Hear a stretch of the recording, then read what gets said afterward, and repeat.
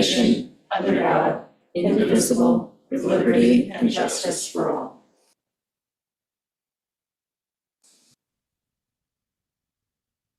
Well, opening. Shelby, do you want to start us off with correspondence? Yes, we just received one letter from Kathleen Gerard resigning from the Community Preservation Fund Advisory Board effective April 30th, 2026. That was it. Also received, actually, right, that was it on correspondence. One thing is total correspondence, sort of, we open up to the public if anyone has any questions on resolutions. Before we start on the resolutions, just double check here. So I had received something from Pam Demarest. Pam, did you want to go through it, or would you like me to just go through what you emailed, the questions? No, Supervisor, it's fine if you go through it and just give the answers to what I asked. That'll be great. Thank you. All right. So on one of the resolutions, we are authorizing and directing to execute an agreement between the town of Shelter Island and BBS Architecture. And Pam's question for, was this undisclosed work put out for bid? And yes, it was. We received 4 proposals. And then this one that we're selecting, BBS Architecture, met our needs and happened to also meet our budget. This agreement is for the facilities master plan. And on March 31st, Joe Fenora, our town engineer, will give us a presentation and a work session to just go over sort of a summary of what the facilities master plan will entail, the scope, what we're hoping to accomplish. This project is specific to all town buildings and departments, and the projected cost is $58,790. The next item was the authorization to sign a non-binding letter of intent between Shelter Island and Community Development Long Island and Urban Builders Collaborative, LLC. And this was recently revised letter of intent, has been reviewed by the town attorney. It wasn't done with the town board in a public forum because it's not required to be, nor should it be, because it is a contract that we were negotiating. So it's subject to executive session. Any further questions can always be directed to Thomas on that. It was drafted by the Community Housing Board's attorney, Miriam Milgram. And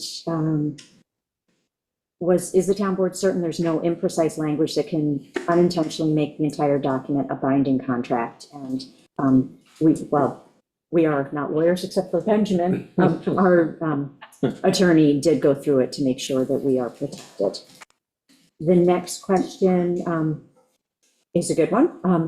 It's authorizing and directing to execute a license agreement between the town of Shelter Island and the Shelter Island Historical Society concerning parking. And it should be the Shelter Island Museum. So thank you for that. We will make that correction as we read through the resolutions. There was also a question about $7,160 budget transfer for 2025 from the town board, no, I guess it's the supervisor's ADP account and school and travel, $69 to town board professional services to cover additional legal fees. And the question was, what were these additional legal fees? And in 2025, as people recall, we did not have a town attorney who was an employee at the start of last year. So we had to search for a replacement. And in the interim, we had a firm contracted with the firm until a new arrangement could be found. And so with the employee town attorney not covering things, we had higher than expected legal fees last year. And the last question was, there's 2025 general claim funds, number 2562 through 2594 in the amount of $17,074.23 that were approved for payment as audited. And what was these payments for? The abstract is foilable at the town clerk's office, but 75% of that was for payments to the EMS volunteers for their travel mileage. The town does not have did not have sufficient budget for that, but we did receive, and it's being accepted as a deposit, a grant from the foundation that supports EMS for $12,600, I believe, or $12,800. And so with those funds, those payments to the EMS volunteers for using their cars to show up at scenes could be reimbursed for that. And then there's just some other, late bills. We reconciled the cozies and noticed a couple of missing invoices, and then a few late invoices that just came in towards the end of the year. But those will be the last of expenditures that can go back, be accrued for 2025, because we've closed the window as of this meeting, and everything else will now have to go into 2026. So thank you for your questions, Pam. Thank you for your responses. I appreciate it. Yep. Stephen Jacobs? Hi, Stephen Jacobs. Respectfully, I don't think those answers are satisfactory, at least with respect to the two resolutions that are buried on page 22 of 29 of the agenda. The website contains an array of documents. The public can see Mr. Softee's application to do business on town property, but it can't see either this agreement, which is obviously important, nor can it see this letter of intent. And the excuse that it's not legally required may hold water in a law court, but respectfully, I don't think it holds water in a court of public opinion. And while you may think that you're advancing and expediting your agenda by operating like this, I don't think that really is in your long-term interest, because I think continuing this practice of hiding the ball from the public, a little bit of information at the end of the day, breeds public mistrust, and public mistrust not just for the particular items that you're not being truly meaningfully transparent about, but about everything you're doing. So I would suggest, I would urge that you can change your ways, and you can change your ways tonight by deferring a final vote on those two resolutions until the public has had an opportunity to see for themselves what's in there. Thank you. Any other questions on resolutions? Anyone on Zoom? We can call for discussion when we get to those and see what the board thinks. You'd start us off. All right. Resolved that the town board of the town of Shelter Island hereby directs that a public hearing be held on April 6, 2026 at 6 p.m. or as soon thereafter prevailing time to hear any and all persons either for or against a local law entitled a local law amending chapters 115 taxation, Article 6 exemption for volunteer firefighters and ambulance workers. And then I'm going to just direct everyone's attention just to the two sections that are being changed. So under A4, we're changing this from 5 to 2 years. I'm going to read this. The applicant has been certified by the authority having jurisdiction for the incorporated volunteer fire company or fire department as enrolled member of such incorporated volunteer fire company or fire department for at least 2 years, or the applicant has been certified by the authority having jurisdiction for the incorporated voluntary ambulance service as an enrolled member of such incorporated voluntary ambulance service for at least 2 years.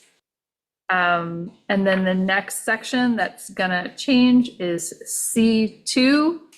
And this is basically the unmarried volunteer, the unremarried spouse of a volunteer firefighter or volunteer ambulance worker killed in the line of duty may continue the above exemption if 2, such deceased volunteer has been an enrolled member for at least 2 years.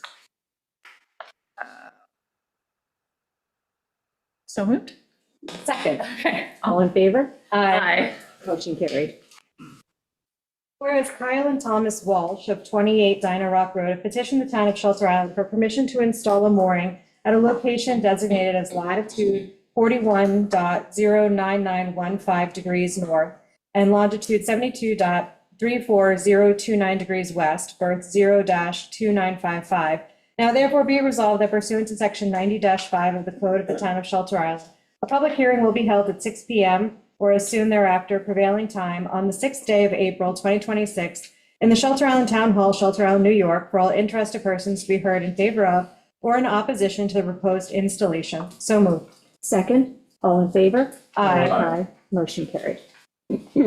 Whereas Stephen Rosamilia, 22 New York Avenue, has petitioned the town of Shelter Island for permission to relocate a mooring at a location designated as C3636 to a location designated as latitude 41.06615 degrees north and longitude 72.36470 degrees west, berth W-1608. Now therefore be it resolved that pursuant to section 90-5 of the Town Code of the Town of Shelter Island, a public hearing will be held at 6 p.m. or as soon thereafter prevailing time on the 6th day of April 2026 in the Shelter Island Town Hall, Shelter Island, New York, for all interested persons to be heard in favor of or in opposition to the proposed relocation. So moved.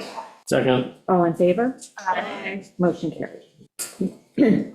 Whereas Adam Ronzoni, 37A Westmoreland Drive, has petitioned the town of Shelter Island for permission to relocate a mooring at a location designated as W3559 to a location designated as latitude 41.05670 degrees north and longitude 72.35787 degrees west, berth W2789, formerly occupied by John T. Conway. Now therefore be it resolved that pursuant to section 90-5 of the Town Code of the Town of Shelter Island, a public hearing will be held at 6 p.m. or soon thereafter prevailing time on the 6th day of April 2026 in the Shelter Island Town Hall, Shelter Island, New York, for all interested persons to be heard in favor of or in opposition to the proposed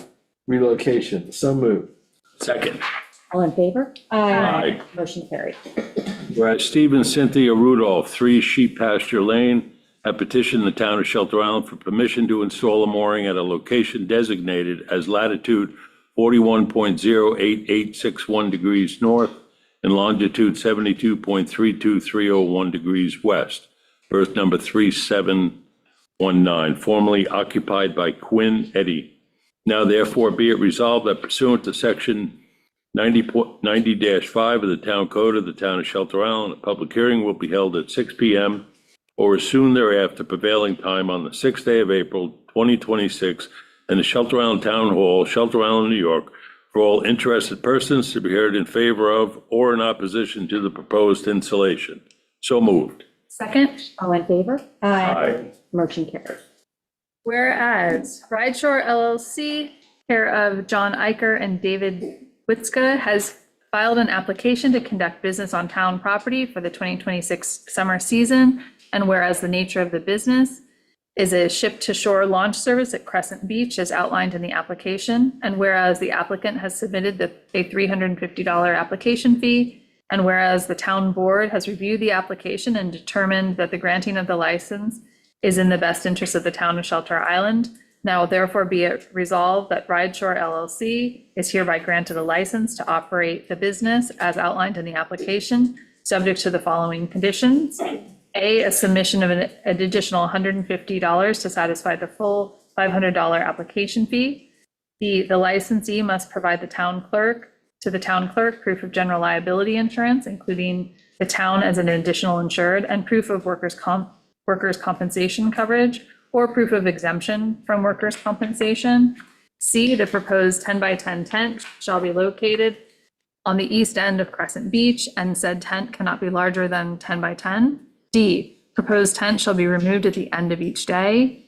E, the location of the licensee's business is subject to review and adjustments by the Shelter Island Police Department and/or the Shelter Island Highway Department. F, the area of the business beach setup cannot be larger than 20-by-20. G, the business operation shall not exceed the period between May 15th and September 30th, 2026. H, the hours of operation cannot exceed 11 a.m. to 8:30 p.m. I, there shall be no parking spot guaranteed in connection with this application. J, the licensee shall not cone off any empty parking spot at any time. K, the licensee is responsible for the daily disposal of trash created in connection with the operation of the business. L, the disposal of the trash shall be in different receptacles than those provided by the town at the beaches. M, the licensee possesses all other necessary federal, state, and county licenses.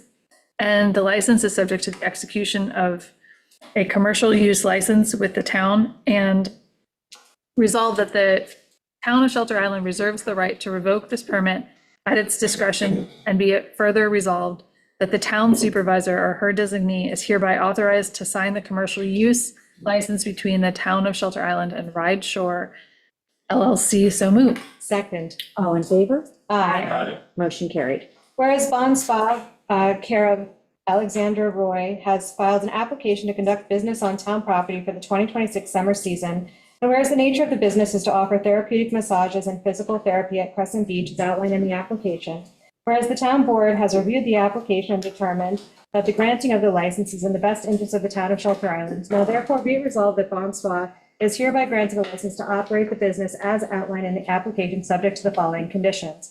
I'm only going to read the conditions that are different from the ones in the prior application. So the submission of $500 to satisfy the application fee. The business operation shall not exceed the period between May 15th and September 14th of 2026.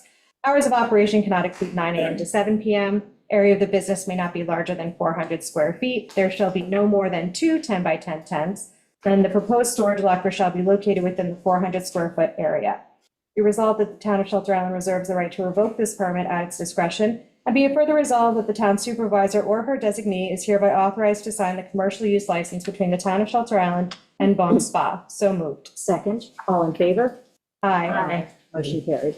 Oops, did you have something? Yeah. Oh.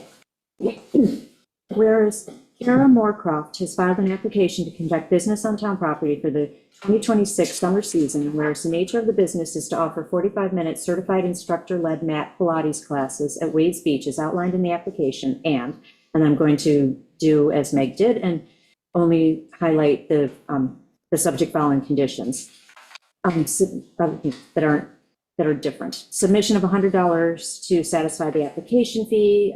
They will be subject to certificate of liability insurance and proof of workers' comp. It's going to be located at Wade's Beach and shall operate in the location as generally outlined in the application. It will be subject to review by the police department and Shelter Island Highway Department. The business shall operate between May 23rd and September 5th, 2026. The hours and days of operation cannot exceed 7 a.m. to 9 a.m. on Saturdays and Wednesdays. The area of the business shall not be larger than 20 by 20 feet or 400 square feet. They shall have no parking spot guaranteed. They cannot phone off an empty parking spot. They are responsible for daily disposal of trash in different receptacles from the town. The license possesses all of the other licensee possesses all other necessary federal, state, and county licenses, and is subject to the execution of commercial use license with the town. Resolved that the town of Shelter Island reserves the right to revoke this permit at its discretion, and be it further resolved that the town supervisor or her designee is hereby authorized to sign the commercial use license between the town of Shelter Island and Carol Moorcroft. So moved. Second. All in favor? Aye. Motion carried. Whereas Between the Forks LLC, doing business as the Islander, has filed an application to conduct business on town property for the 2026 summer season. And whereas the nature of the business is a food truck at Crescent Beach as outlined in the application, and whereas the applicant has submitted the $350 application fee, and whereas the town board has reviewed the application and determined that the granting of the license is in the best interest of the town of Shelter Island, now therefore be it resolved that Between the Forks LLC, doing business as the Islander, is hereby granted a license to operate the business as outlined in the application, subject to the following conditions.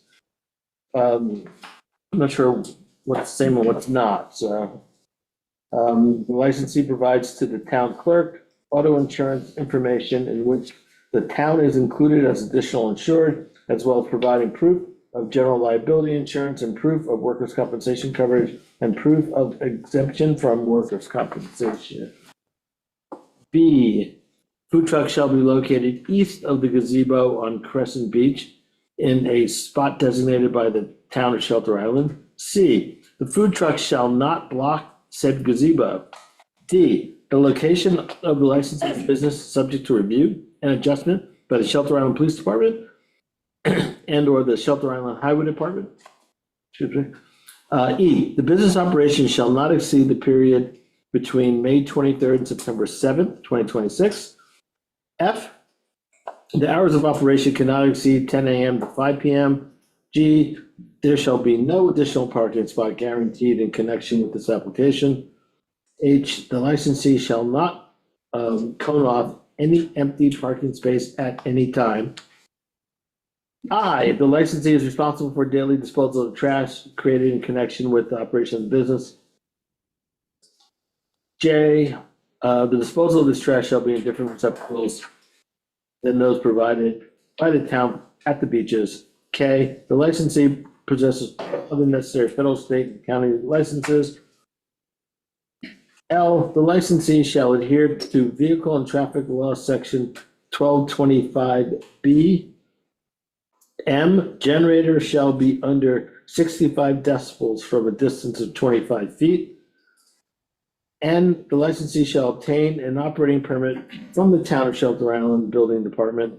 O, the license is subject to the execution of a commercial use license with the town, and resolved that the town of Shelter Island reserves the right to revoke this permit in its at its discretion, and be it further resolved that the town supervisor or her designee is hereby authorized to sign the commercial use license between the town of Shelter Island and Between the Forks LLC, doing business as the Islanders. So moved. Second. All in favor? Aye. Motion carried. Whereas Mehmet Sever, doing business as Mr. Softee, has filed an application to conduct business on town property for the 2026 summer season. And whereas the nature of the business is an ice cream truck as outlined in the application, and whereas the applicant has submitted the $350 application fee.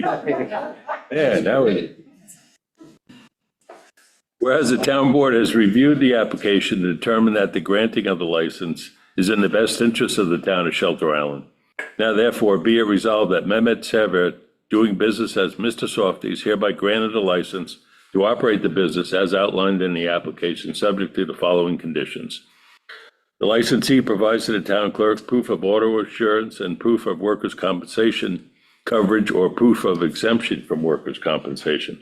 The licensee shall park on the west side of the Wades Beach parking lot. The licensee shall park on the north side of the Crescent Beach in the designated area to the east of the gazebo, and shall park on the south side of Crescent Beach where parking transitions from perpendicular to parallel parking.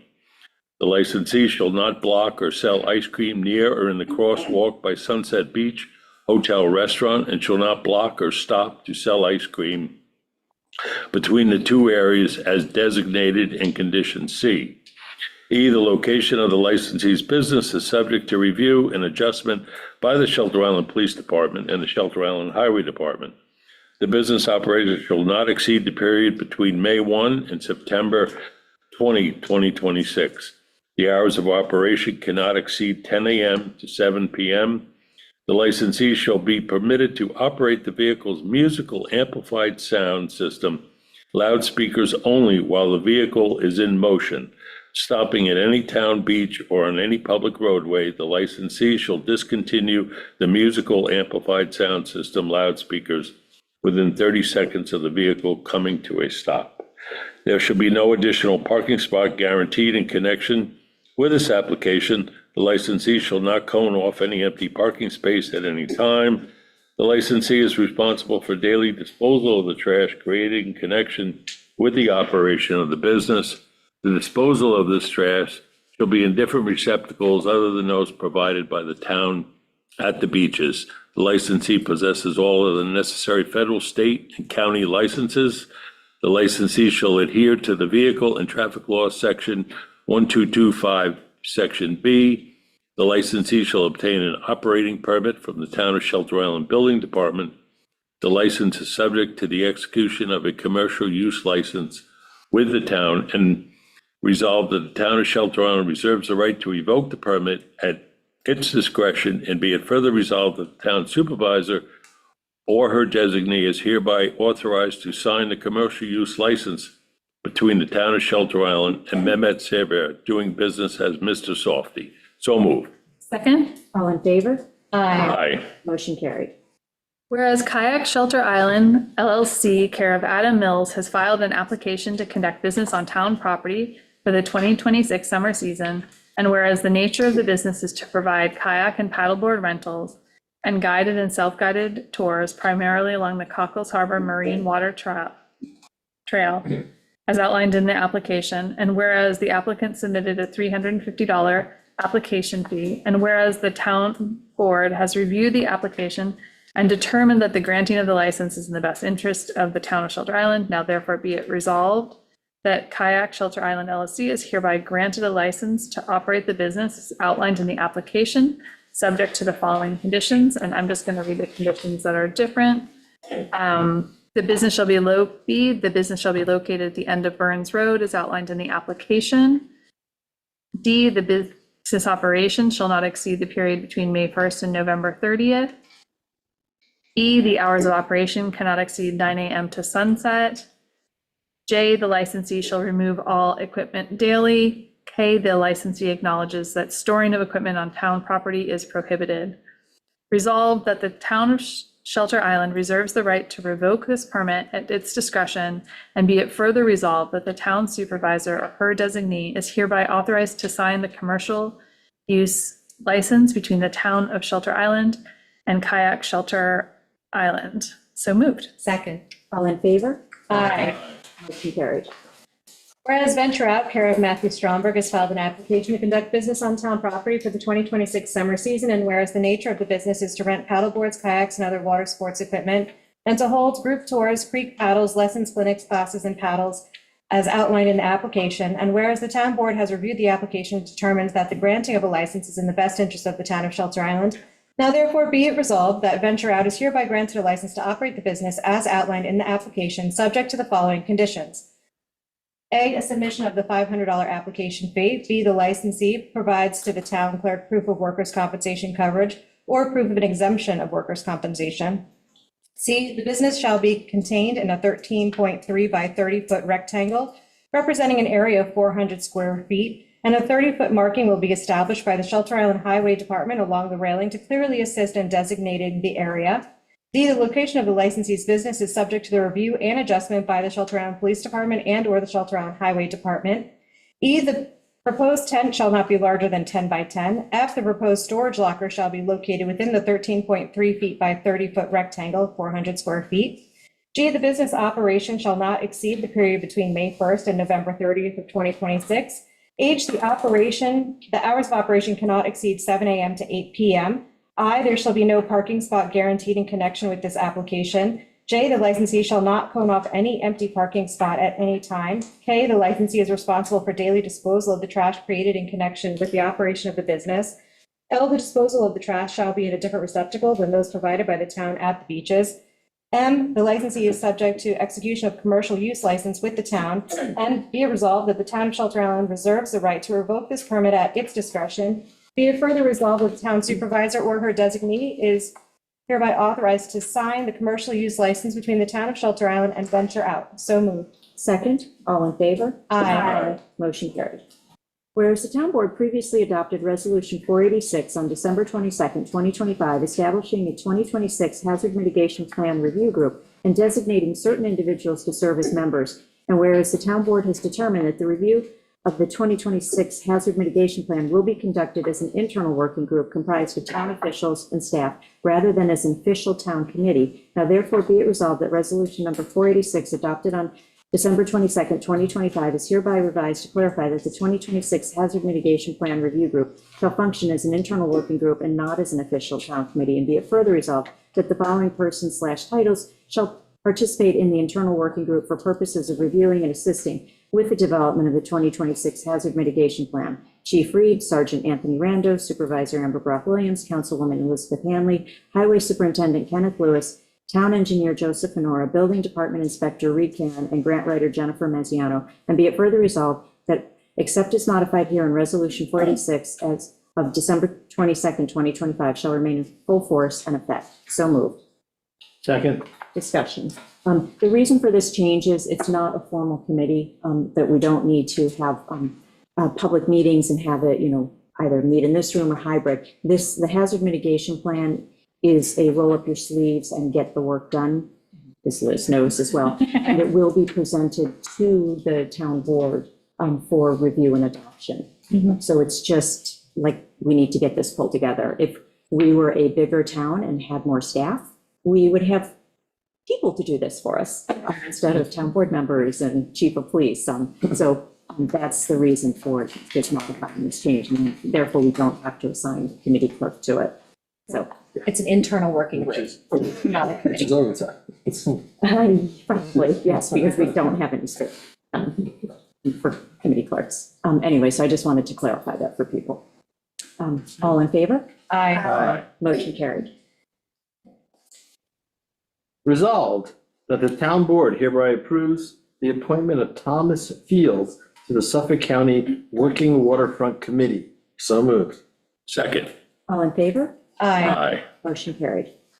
Whereas on January 6, 2025, the town board adopted resolution number 63 of 2025, establishing the Health and Wellness Committee to enhance and protect the well-being of all Shelter Islanders by providing effective mental health support, human services, and wellness advocacy in collaboration with as many stakeholders as possible in the community. And whereas resolution number 63 of 2025 further provided that the committee include the town social worker, a representative from the senior center, and additional appointed members serving 5-year terms with initially staggered expiration dates. And whereas the Health and Wellness Committee and the town board have determined that expanding the committee's membership will allow for broader community participation and further support the committee's mission to enhance and protect the well-being of Shelter Island residents.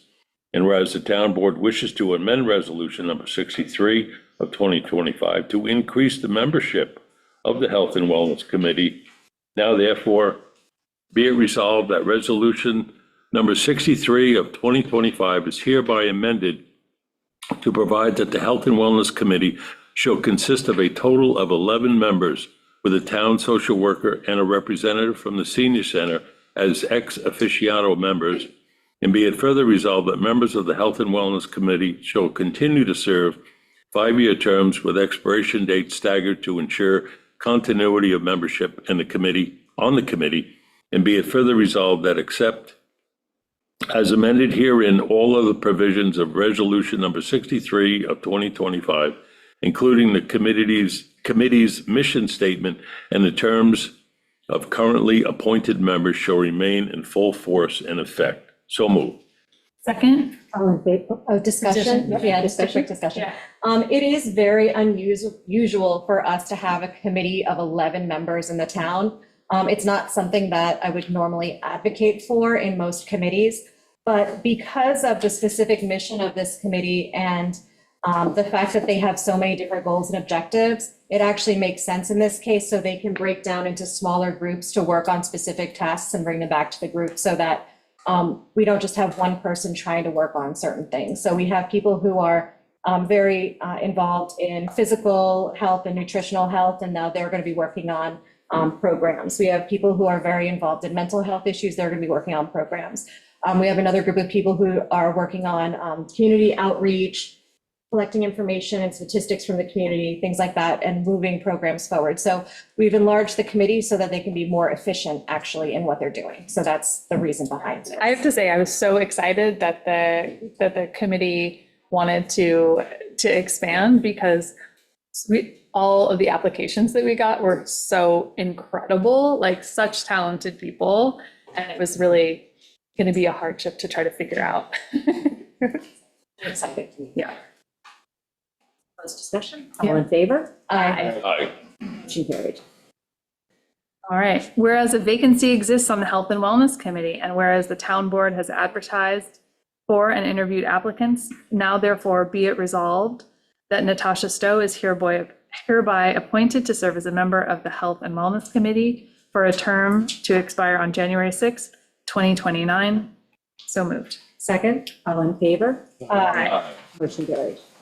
Whereas a vacancy exists on the Health and Wellness Committee, and whereas the town board has advertised for and interviewed applicants, now therefore be it resolved that Vicki Shields is hereby approved to serve as a member of the Health and Wellness Committee for a term to expire on January 6th of 2030. So moved. Second, all in favor? Motion carried. Whereas a vacancy exists on the Health and Wellness Committee, and whereas the town board has advertised for and interviewed applicants, now therefore be it resolved that Leslie Pasquad is hereby appointed to serve as a member of the Health and Wellness Committee for a term to expire on January 6, 2030. So moved. Second. All in favor? Aye. Motion carried. Hey, guess what? Whereas a vacancy exists on the Health and Wellness Committee. And whereas the town board has advertised for and interviewed applicants, now therefore be it resolved that Ronnie Saltzman is hereby appointed to serve as a member of the Health and Wellness Committee for a term to expire on January 6, 2031. So moved. Second. All in favor? Aye. Motion carried. Whereas a vacancy exists on the Health and Wellness Committee, and whereas the town board has advertised for and interviewed applicants, now therefore be it resolved that John Morse is hereby appointed to serve as a member of the Health and Wellness Committee for a term to expire on January 6, 2031. So moved. Second, All in favor? Aye. Motion carried. whereas a vacancy exists on the Health and Wellness Committee, and whereas the town board has advertised for and interviewed applicants, now therefore be it resolved that Bill Maestro is hereby appointed to serve as a member of the Health and Wellness Committee for a term to expire on January 6, 2032. So moved. Second. All in favor? Aye. Motion carried. This is the last one.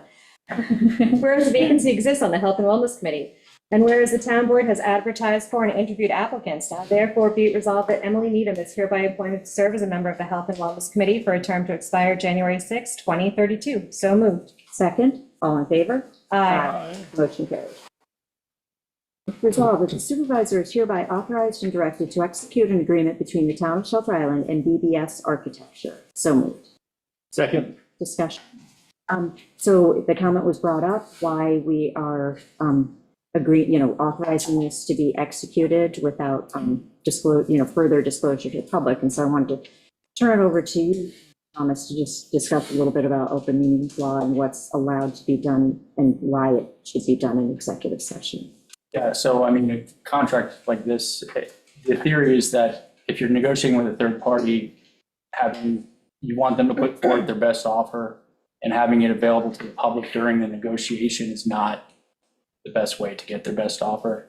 So the way this works is that the board is able to negotiate an executive session, and then as soon as a decision is made, then it has to be available to the public to review. So tonight, we're authorizing the supervisor to sign a resolution, then the agreement will be available for the public to review. Thank you. We'll close the discussion and take a vote. All in favor? Aye. Motion carried. Resolved that the supervisor is hereby authorized to sign a non-binding letter of intent between the town of Shelter Island and the Community Development Long Island and Urban Builders Collaborative LLC. So moved. Second. Discussion. Okay. Yeah, I was going to say No, you got discussion. that, yeah. Yeah, so again, this, what Thomas spoke of before applies here. Did you have something you wanted to add to that? No, it's not super clear what this is for, so maybe it's for the, Oh, the non-binding letter of intent? it's Oh, for the community housing project that we've all been working on for so long, especially Liz Hanley. And it's to build the 10 units on the 3 lots that the town has provided. And it lets us go to the next step, which is actual contract negotiations. Yes. So, Yeah. Yeah, and the financial feasibility study. So this is like opens the door to all those next things. Keep moving forward. Okay, we'll close discussion. All in favor? Aye. Aye. Motion carried. Resolved that the supervisor is hereby authorized and directed to execute a license agreement between the town of Shelter Island and the Shelter Island History Museum concerning the parking for Historical Society events, historical museum events for the year 2026. So moved. Second. All in favor? Aye. Motion carried. Okay. Resolved that the supervisor is hereby authorized and directed to expend the sum of $1,637.34 from the 2026 A1110.440 Justice Court Contracts Expenditure Code to Xerox Corp. P.O. Box 660501, Dallas, Texas for the copier contract base rate charge from February 28th, 2026 to February 27th, 2027. So moved. Second. All in favor? Aye. Motion carried. Resolved that the supervisor is hereby authorized and directed to expend the sum of $7,169 from the 2026 A 4540-428 EMS Communications Expenditure Code to SCM Products, Inc., 125 Wireless Boulevard, Suite B, Hauppauge, New York, 11788, for the 2026 SCM FRS Annual Maintenance Contract. So moved. Second, all in favor? Aye. Motion carried. Resolved that the supervisor is hereby authorized and directed to expend the sum of $3,260 from the 2026 A3120.491 Police Complex Expenditure Code to At Scene LLC, PO Box 68, Sartell, Minnesota 56377 for the yearly subscription of iCrime Fighter Enterprise and all technical support, storage, and software updates. So moved. Second, All in favor? Aye. Motion carried. resolved that the supervisor is hereby authorized and directed to issue a refund in the amount of $157 to Denise Fenchel from the 2026 82050 mooring fee revenue code for the overpayment of a mooring renewal. So moved. Second. All in favor? Aye. Aye. Motion carried. Whereas the New York State Department of Taxation and Finance has issued a notice of vendor collection credit to the town of Shelter Island for the period ending February 28, 2026, in the amount of $49.50. Now therefore be it resolved that the supervisor is hereby authorized and directed to transfer the sum of $49.50 from the trust and agency account to the general account. So moved. Second, All in favor? Aye. Motion carried. whereas the town of Shelter Island has received a donation from the Shelter Island Ambulance Foundation in the amount of $12,800 to be used towards the 2025 EMS mileage stipends. Now therefore be it resolved that the following 2025 budget modification is hereby approved. A $12,800 increase to the 2025 A2705A ambulance donations revenue account and a $12,800 increase to the 2025 A4540.492 EMS travel meetings expenditure account. So moved. Second. All in favor? Aye. Motion carried. Resolved that the following 2025 budget transfers are hereby approved. $276 from the A1010-475 Town Board Drug Testing to A1010-484 Town Board Office and Miscellaneous to cover a shortfall, and $705 from A1010-475 Town Board Drug Testing to A1010-495 Town Board Print and Advertising to cover extra advertising for late year replacement hires. $651 from A1010-480 Ethics Board Professional Services to A1010-497 Town Board Professional Services to restore an earlier budget transfer for professional fees. $143 from A1010-492 Town Board School Travel and Mileage to A1010-484 Town Board Office and Miscellaneous to cover a shortfall. $245 from A1110-410 Justice Court Interpreter to A1110-440 Justice Court Contracts to cover extra court coverage. $1,600 from A1110-409 Justice Court Travel, and $390 from A1110-410 Justice Court Interpreter to A1010-497 Town Board Professional Services to cover an additional legal fees. $111 from A1110-484 Justice Court Office and Miscellaneous to A1010-484 Town Board Office and Miscellaneous to cover a shortfall. $44 from A1110-484 Justice Court Office and Miscellaneous, and $64 from A1110-499 Justice Court Stenographer, and $64 from A1110-200 Justice Court Equipment to A1010-497 Town Board Professional Services to cover additional legal fees, and $280 from A1220-412 ADP to A1220-484 Supervisor Office and Miscellaneous to cover a shortfall, $7,160 from A1220-412 ADP, $69 from A1220-492 Supervisor School Travel and Mileage to A1010-497 Town Board Professional Services to cover additional legal fees, and $171 from A1221-484 Human Resources Office and Miscellaneous to A1330-484 Tax Receiver Office and Miscellaneous to cover folding machine repair. and $2,014 from A3120-400 Police Maintenance to A3120-200 Police Equipment to cover the final year of the radio system upgrade. So moved. Second, all in favor? Aye. Motion carried. Resolved that the following 2026 budget transfer is hereby approved. $18,500 from the A5710.499 Transfer to Waterways Fund to A5710.200 Waterways Equipment to cover the workboat deck repairs. So moved. Second. All in favor? Aye. Motion carried. Resolved that the following funds are hereby encumbered from 2025 to be expended in 2026 with 2025 funds to wit. $1,166.92 from the A8510.408 Taylor's Island Cabin Repairs account. Sorry.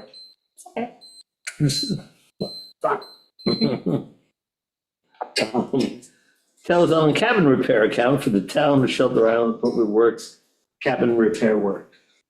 $289.72 from the A3120.200 Police Department Equipment account for CDW-G. $25,498.39 from the A3120.200 Police Department Equipment account for Motorola Solutions. $1,122.38 from the A3120.273 Police Department Firearms and Ammunition account for AM Char Wholesale, Inc., and $18.46 from the A3120.484 Police Department Office and Miscellaneous account for Searchy? Searchy. So moved. Second. All in favor? Aye. Aye. Motion carried. Resolved that the 2025 general fund claims numbered 2562 through 2594 in the amount of $17,074.23 are hereby approved for payment as audited, and the supervisor or any town board member is hereby authorized and directed to sign the approval for payment of same. So moved. Second, All in favor? Aye. Motion carried. resolved that the 2026 general fund claims number 261 through 421 in the amount of $873.77. The 2026 highway fund claims number 32 through 52 in the amount of $52,479.97. The 2026 community preservation fund claims 1 through 2 in the amount of $9,795.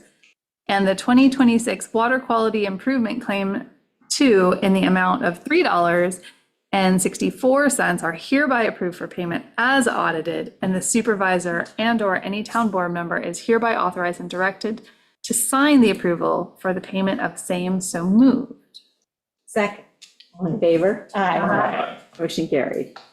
All right, we will adjourn the meeting and go into our first public hearing. Shelby, do you want to? On the 16th day of March, 2026, at the Shelter Island Town Hall at 6 p.m. or as soon thereafter prevailing time on the proposed local law entitled A Local Law Amending Chapter 8 Code of Ethics. The full text of the local law is available in the town clerk's office and online. The summary of which is that the purpose of this local law is to improve the current code of ethics within the town code, protect the interests of the town from unethical activity, and providing its employees with clear guidance in performing their duties. This law will serve to protect against potential town employee and officer misconduct and protect the innocent employee and officer from aspersions. I'd like to invite Josh up to just give us a little history as to why we're amending the code. Thank you.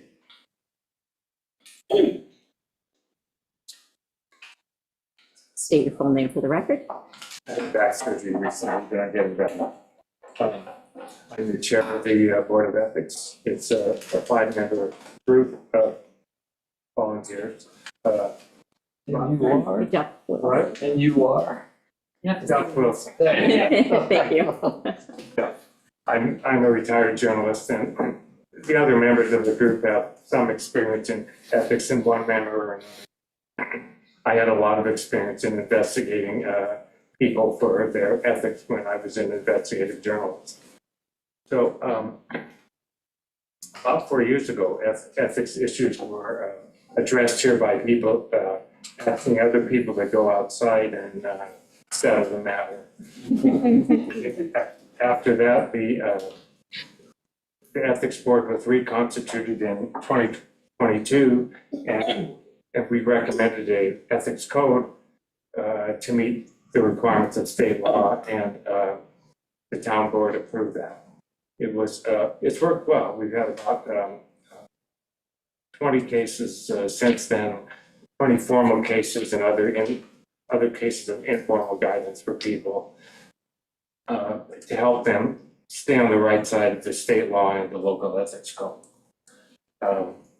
We have a couple cases pending right now, and we're always looking for more, especially employees or officials who want guidance to stay on the right side of the, line, because it can be gray sometimes.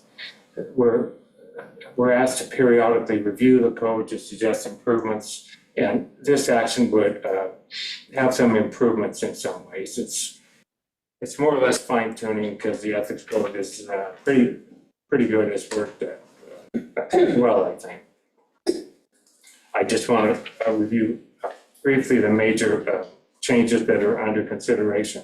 One is to a system of this ethics code relies on disclosure and recusal of a town official or employee who might have a conflict of interest in an action that they're about to take. This new improvement would say disclose to your supervisor. And if you're on a board, disclose to the board and put it in the minutes. So that's a couple ways to make it a little more official than it was. Supposedly in the past, they would disclose to the Board of Ethics, but that didn't work. So this is a system that can work. This also will clarify some exemptions that say officials can vote on things that benefit all or substantially all of the people on Shelter Island, even if it includes themselves or their brother or sister. If it's an island-wide thing, you act on it without going afoul of the conflict of interest standard. Another one that's clarified is employees can receive ordinary holiday or birthday or wedding gifts without running afoul of the gift prohibition. Couple more. This would clarify that the Board of Ethics can drop complaints that are frivolous or unlikely to lead to anything. And finally, this changes the standard for future employments, and that's a substantive change. The previous one had certain bans and prohibitions once an official or employee leaves the town. This one is quite loose now, frankly, because we decided that after people leave employment, it's hard to get work here if there's a lot of prohibition on. So this would just say that someone who leaves employment can render services to a new employer, but can't appear in front of their former office for a year. We thought that a small town shouldn't restrict employment too much. This is a judgment call. We've studied a lot of other ethics codes over the years, and we've also said to the town board, this is a judgment call, and we welcome your judgment on it if you think that should be different. But this is our, unanimous recommendation, basically.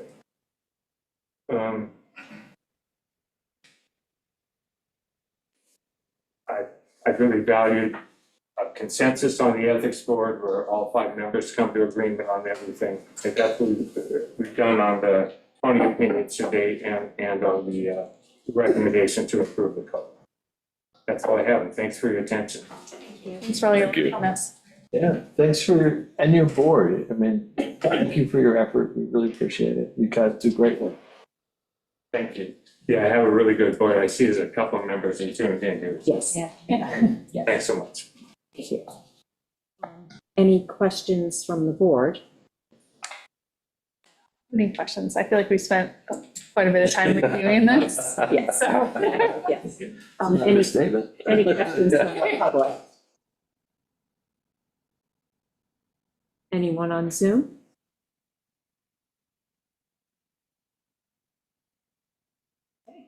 Then we will close this public hearing.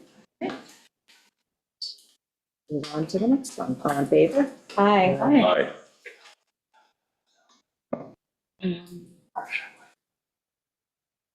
You can go now. you should go next. Yes. Forever hold your.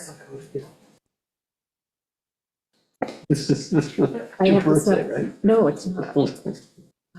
Here, it's a combination of things. Okay, got it. All right, we will go ahead and read the public hearing, but we won't start with public comments until Benjamin gets back. So Shelby?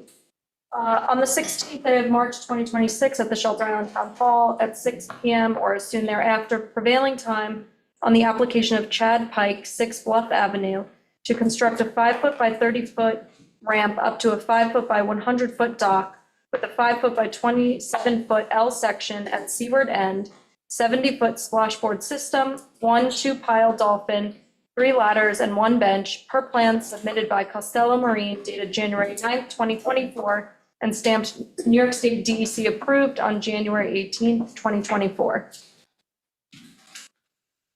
And before we get started, I just want to say that we do not have a WMAC report on this application, or, it was originally, and then since we have a revised application, it was sent back to WMAC. It didn't get onto their agenda this past week, so it will be on their next agenda, which is April 13th. So we will not be able to close the public hearing tonight. We can hear the applicant present, we can hear the public who wishes to chime in, but then we will end up adjourning this until our April 27th meeting, which will also give the public and the applicant a chance to respond to the WMAC memo, as well as any additional public comments. I do know someone who I spoke to this morning who couldn't be here tonight, and when I told him this, he was happy that he will have an opportunity to speak on the 27th. So I just want to set the expectation as to what's going to happen for this public hearing. John Armitano from Farrell Fritz, representing the applicant, Chad Ruskin Pike, the 12 Local Trust. I'm also here with Kelly Rosado and Jack Costello, who are in person, and I believe there may be some individuals also here on Zoom. I did bring copies of the documents we previously submitted to the board, which is a letter from us, Farrell Fritz, dated March 2nd, 2026. Just so you have it. I think we have. Second. March 2nd, yeah. March 2nd, 2026. I'll take one, tabs 1 through 5. Yes. I have it on my computer, but this will be easier.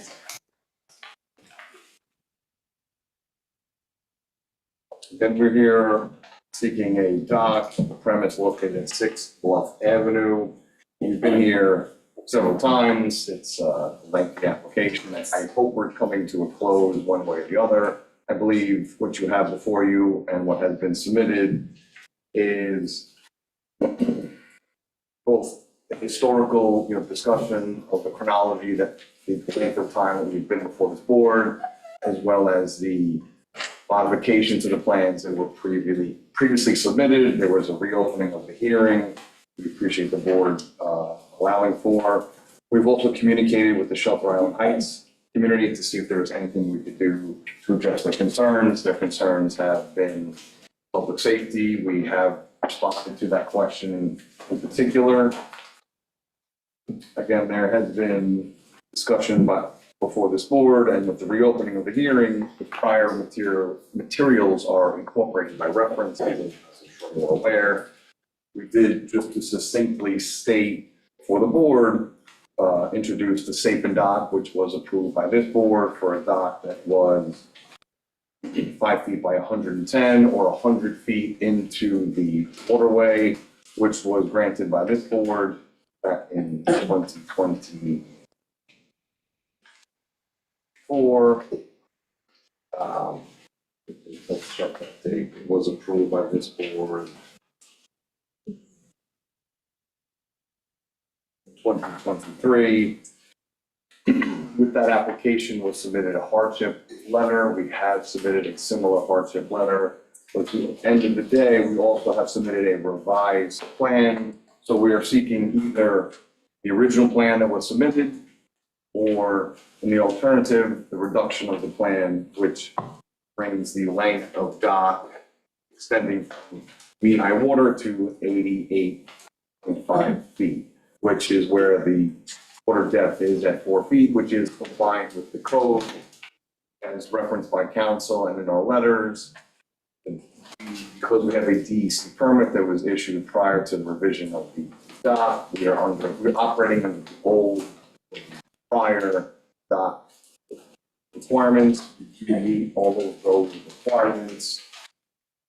And historically, this application has been pending before this board since 2023. We have had various public hearings. We have taken in comments from the board, taken in comments from the public. We do meet the requirements that have been set forth by the old, by prior code, by the prior dock standards, as well as new dock standards.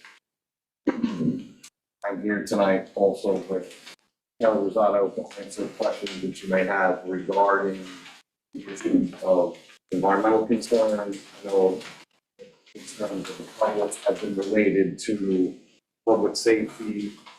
Again, and I believe we have attested to this, and Jack Costello is here and has submitted a letter which was one of our letters submitted to you on March 2nd.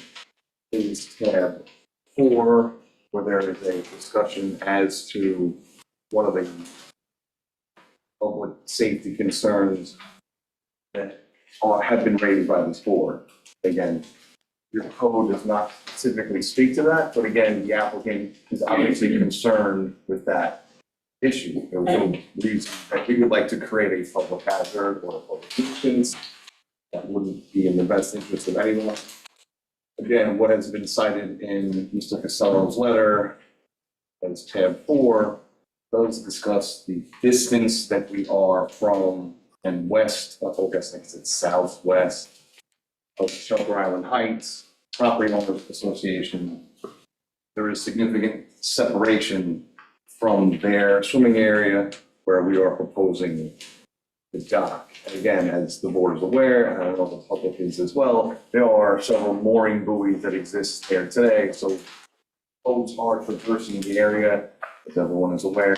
The North Ferry is also in very close proximity to this location. So there's boat activity, but it is a significant distance from this concern.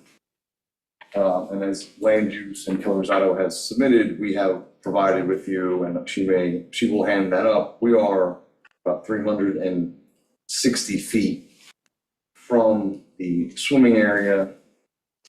Your neighboring villages of Greenport and Southwold have certain dimensional requirements. Greenport requires 200 feet of clearance, Southwold is 100. We are well beyond that separation.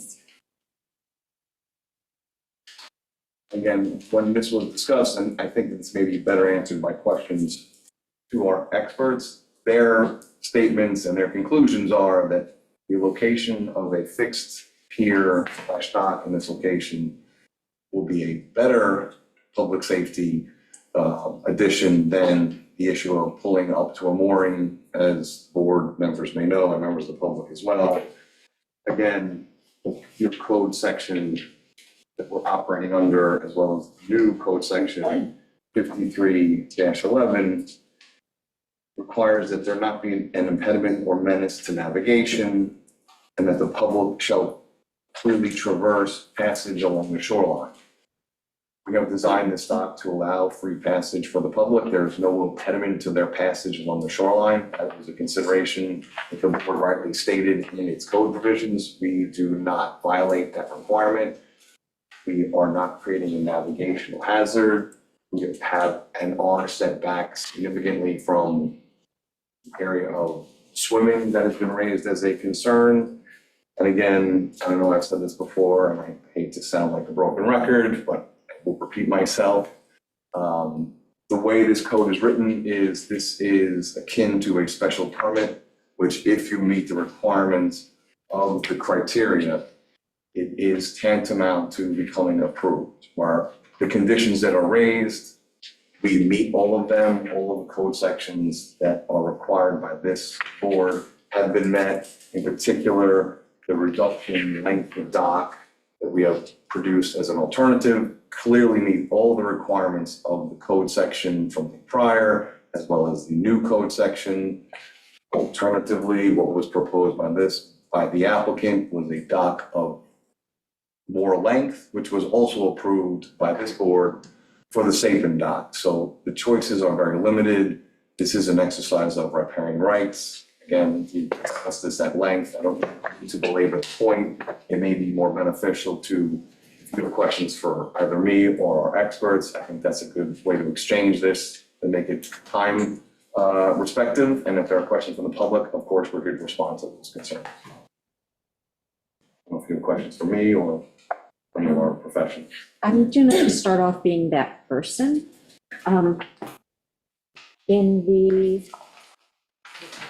This is the site plan dated 12/23/25, and we've got the distance from mean high water at 88.5, and then the overall length is 98.5. But then on the next document, we've got OAL at 98.6 and distance from mean high water at 88.6. So there's a discrepancy in your plans. It's minor, but we can't have plans that don't agree, because if this is ultimately approved, we've got conflicting information. So how do we actually issue something that isn't it? So. No, I appreciate that question. It may be better suited for one of our experts. I don't know if Jackie can speak to that. Just needs. I just have to take a look at it real quick. This is a plan that was, originally. It won't not work. One part of it. You put that there, and you got that. Yeah, because we're offering to do a reduction. Yeah, but it means, it's minor. It's just that if you're going, like, if Okay. this should get approved, we need it to be the same. Well, we have to go back to waterways anyway, so we can address that. Okay, I just wanted to point that out from the get-go, just this. Not complicated. Just had to be that person. Okay, perfection in all things. So what's the next one? The next one is on April, hold on a second, I'll put that down. April 13th. Yeah, April 13th. Okay, Monday. Yes. Yeah, it's on Monday, yes, yeah. So we will have to adjourn this ultimately to April 27th. Okay. Yeah. Other questions while I dig out other notes in there? I do not have any Do questions. not have any further questions? Yep. Any questions? Then we'll open it up to the public. We'll open up questions. Oh, sure.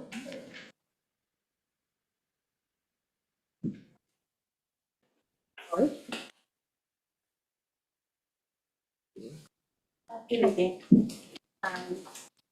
We're here, Raymond, and I'm here this evening speaking on behalf of the Shelter Island Heights Property Owners Corporation.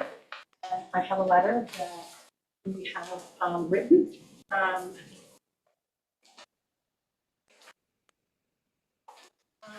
That I'd like to read to the record. Yeah. So, since May 5th of 2025, this application has been subject of 4 hearings and 6 adjournments. So although the hearing for the proposed dock was closed on December 1st, we now find ourselves addressing the matter for the 5th time and facing yet another adjournment. Following the town attorney's determination that the application must be reviewed under the prior dock code, the applicant reduced the original proposed 100-foot dock to 88.5, measured from the mean high water line. This measurement does not include the additional landward access ramp, which adds another 3 feet to the overall structure. From the onset, the Heights has consistently raised concerns regarding the proposal's impact on public safety and navigation. These concerns are not speculative. They were expressed by members of the WMAC during their review of the original application in May of 2025. Since receiving the revised plans, the Heights Property and Roads Committee reviewed the redesign to determine whether additional modifications could mitigate its concerns and allow the Heights to support this project. Unfortunately, the committee was unable to identify any design changes that would adequately address the inherent safety risk created by this dock's location. In fact, the shortened dock could worsen the situation as the vessels navigating around the proposed L shape of the dock would operate even closer to the shoreline and to swimmers. So for these reasons, the Heights continues to oppose the dock. The Heights previously submitted a great deal of correspondence outlining its concerns, all of which are part of the administrative record. However, 2 key points bear particular emphasis. Too close for comfort. The proposed dock would be dangerously close to the Heights Beach Club swimming area. While the applicant continually references the distance between the swim ropes and the proposed dock side yard setback, that measurement does not reflect reality. Bathers regularly swim up to the beach club property line. The distance between the eastern property line of Six Bluff and the beach club's western property line is only 96.8 feet, creating an inherent conflict in a heavily used swimming area.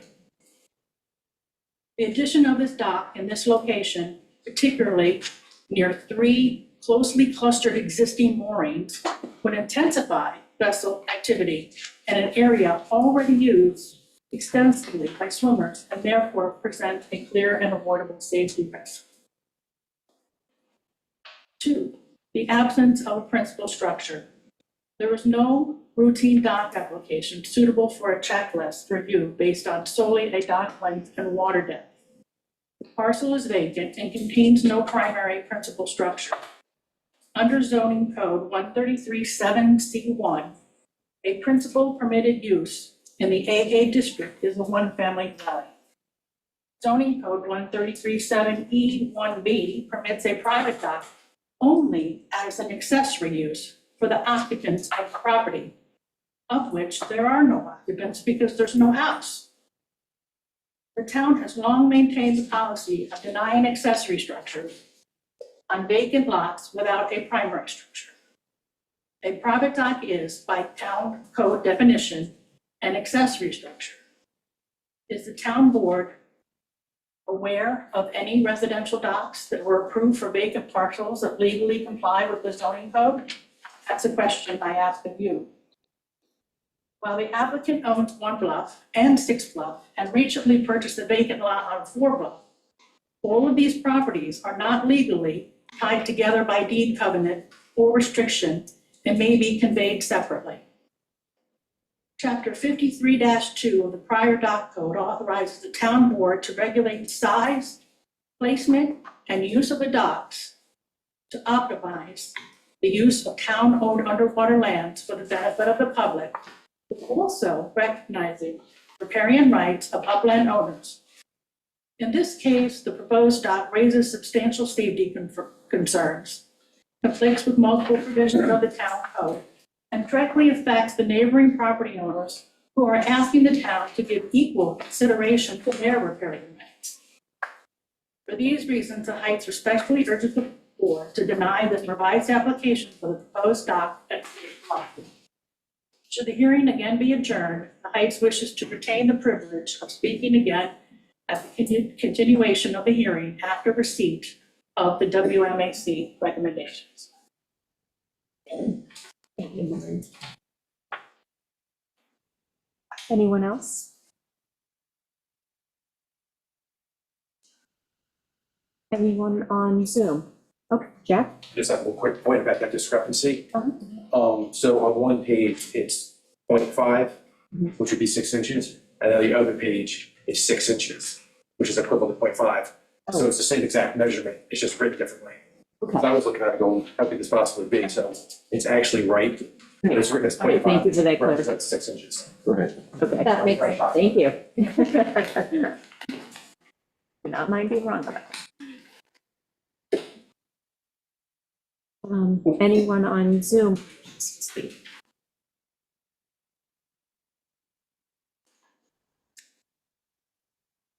Did you have something else you wanted to say? I just wanted to respond very briefly. I understand this will be continued, so I don't want to bring to the point. Jack is here to answer any questions as to the safety issues. We did previously submit this document, which I think in real time can help the board understand dimensional issues that are, or the reality on the ground or on the water, showing what exists in the vicinity of the proposed dock. It is an area that is not natural shoreline, quite a bit of structures in the water. I just wanted the board to see that in real time with this type of a discussion. Again, we've just been handed the Shelter Island Heights property owners' statements. We will respond to that in kind. We can definitely address the issues that are being raised about the accessory structure. Again, that's more of a zoning question than this type of an application. The code does not speak to that specific use. We can definitely address that issue. And if there is a need to conjoin the property or somehow link them together, because the common ownership exists. So if there's a need for that to be addressed, I believe the ownership will definitely take that and make sure that's addressed. So there's no precedent set that you wouldn't want to have set. So I wanted to respond to that question as well. Again, we do appreciate your time. I'm not sure there are many other questions. I guess we'll be back as the extended for things like this. And Just to be clear, the trust owns both parcels? yes, it's in common ownership with different entities. I can speak to that. Other different entities? In terms of LLCs, yes, but if there is a desire by this board to have them held in common ownership to avoid the issue that is being raised, then I think we're perfectly amenable to that. So I think it's something that we can address to resolve that issue. It's not a position we'll take a hard line. You can definitely correct that issue to address the zoning questions. Yes. Take that question a step further. Putting them in similar name title is not the same as merging the properties. Well, I wouldn't want to merge them. Again, we're I don't know getting, if they're contiguous. yes. Okay. They're not contiguous. There's some separations. I wasn't prepared to get into the weeds as to that specific question, but we will definitely address that concern so that we're not running afoul of the town code requirements of accessory uses and other primary. So I think we can navigate that legally, so I'm not that concerned with that issue, but it will be addressed. I just want to speak to like the property ownership real quick, because there's a lot of properties on Shelter Island where the street goes through, and I just have to investigate who actually owns the property, because if you go in between Second and Third Bridge on Winthrop, a lot of the docks are on the other side of the road. That happens a lot on Shelter Island, and I don't know if all those properties are actually just one part being divided by the property. You know, also if you go on the shore road into Deering Harbor, you have a lot of docks that are actually potentially on separate parcels, because the town road goes through the property. So I don't know those are actual separate tax map numbers, or they're not. And there are other properties on Shelter Island where I have built docks on properties without primary structure. But a lot of those are pre-existing non-conforming. This one is not existing. Well, all I'm saying is I've done docks on properties without a primary. And I just don't want to throw anybody under the bus until I investigate that. But there are a lot of confusing structures in the town has approved, and also down by the, if you go down by the Pridwin area, Pridwin, Sunset Beach area, a lot of those docks were all built on several parcels with easements. I know in Deering Harbor, there are houses off the water that have separate properties that have docks on them. So this is a situation that happens very, very often on Shelter Island. It's not an odd thing to happen. So just the town, consider that, because, if you drive down Winthrop, you'll see it on the shore, and then the other shore road, well, I think they changed shore to Harbor now. It's Harbor. Yeah, Harbor, so the other shore road is now by the Sunset Beach, then you'll notice that those docks are potentially, separate easements without a primary structure. Just keep it.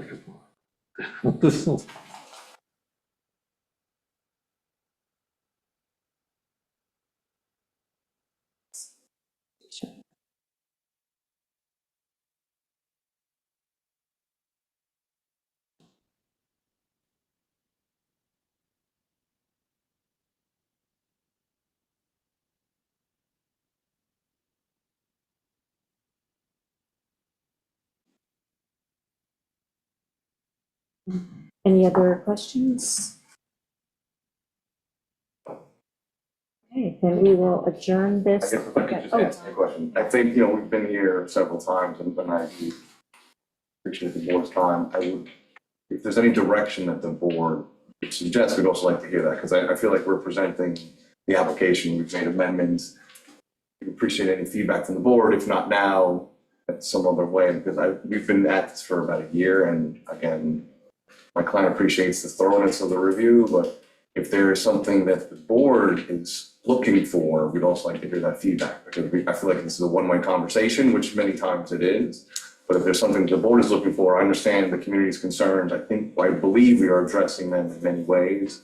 Our issues have been presented by experts, and with all due respect to the community, I understand their concerns about a new dock being placed in what would be considered close proximity. But I believe, in some sense, the reality is there is a lot of boat traffic in the area. And if the board has any suggestions, we'd like to have that feedback. And I don't know if we've ever had that, so I just want to put that to the board. I'm not suggesting I need that right now, but I believe, at least from some level, or even from council, if we could hear what the board is concerned about, we would like to address that as much as we can. So I just want to put that to the board as a request, respectfully. Thank you. I know for myself, the only thing I would like is for our attorney to look into the issue of the dock on a property without a primary structure. That's really the only thing I'd like him to clarify for me. We can communicate and. So, yeah. Yeah. Thank you. Thank you. We'll make a motion to adjourn this public hearing to April. Yeah. It's like, no. April 27th. April 27th. All in favor? Aye. Thank you. On the next public hearing that we're about to open, Liz Hanley has to recuse herself. So if you want to just state why you're recusing yourself from this public hearing. Oh, I am recusing myself from this public hearing because I serve on the farm committee for Sylvester Manor, and I've also spoken publicly in favor of this application.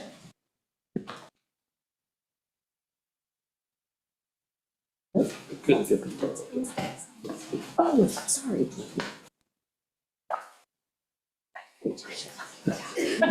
Here, let me tear this piece off. You got it, okay, all right. So we'll give a minute for everyone to clear out on this one before we open up the next public hearing. I was told that Ben was going to recuse himself this time. Is that happening or no? No, he has been disassociated with Sylvester Manor for, I guess, over 2 years. Okay. I was just going off the information I was given at the last meeting.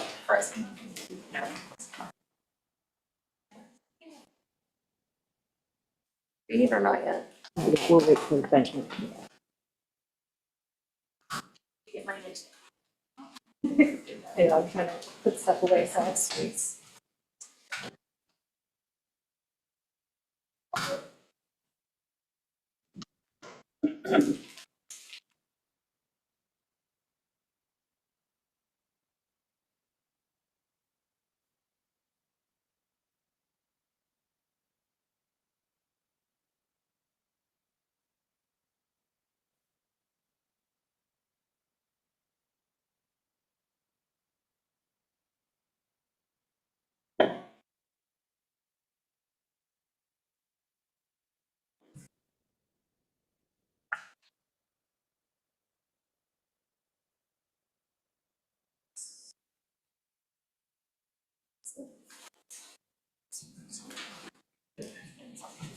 just a second.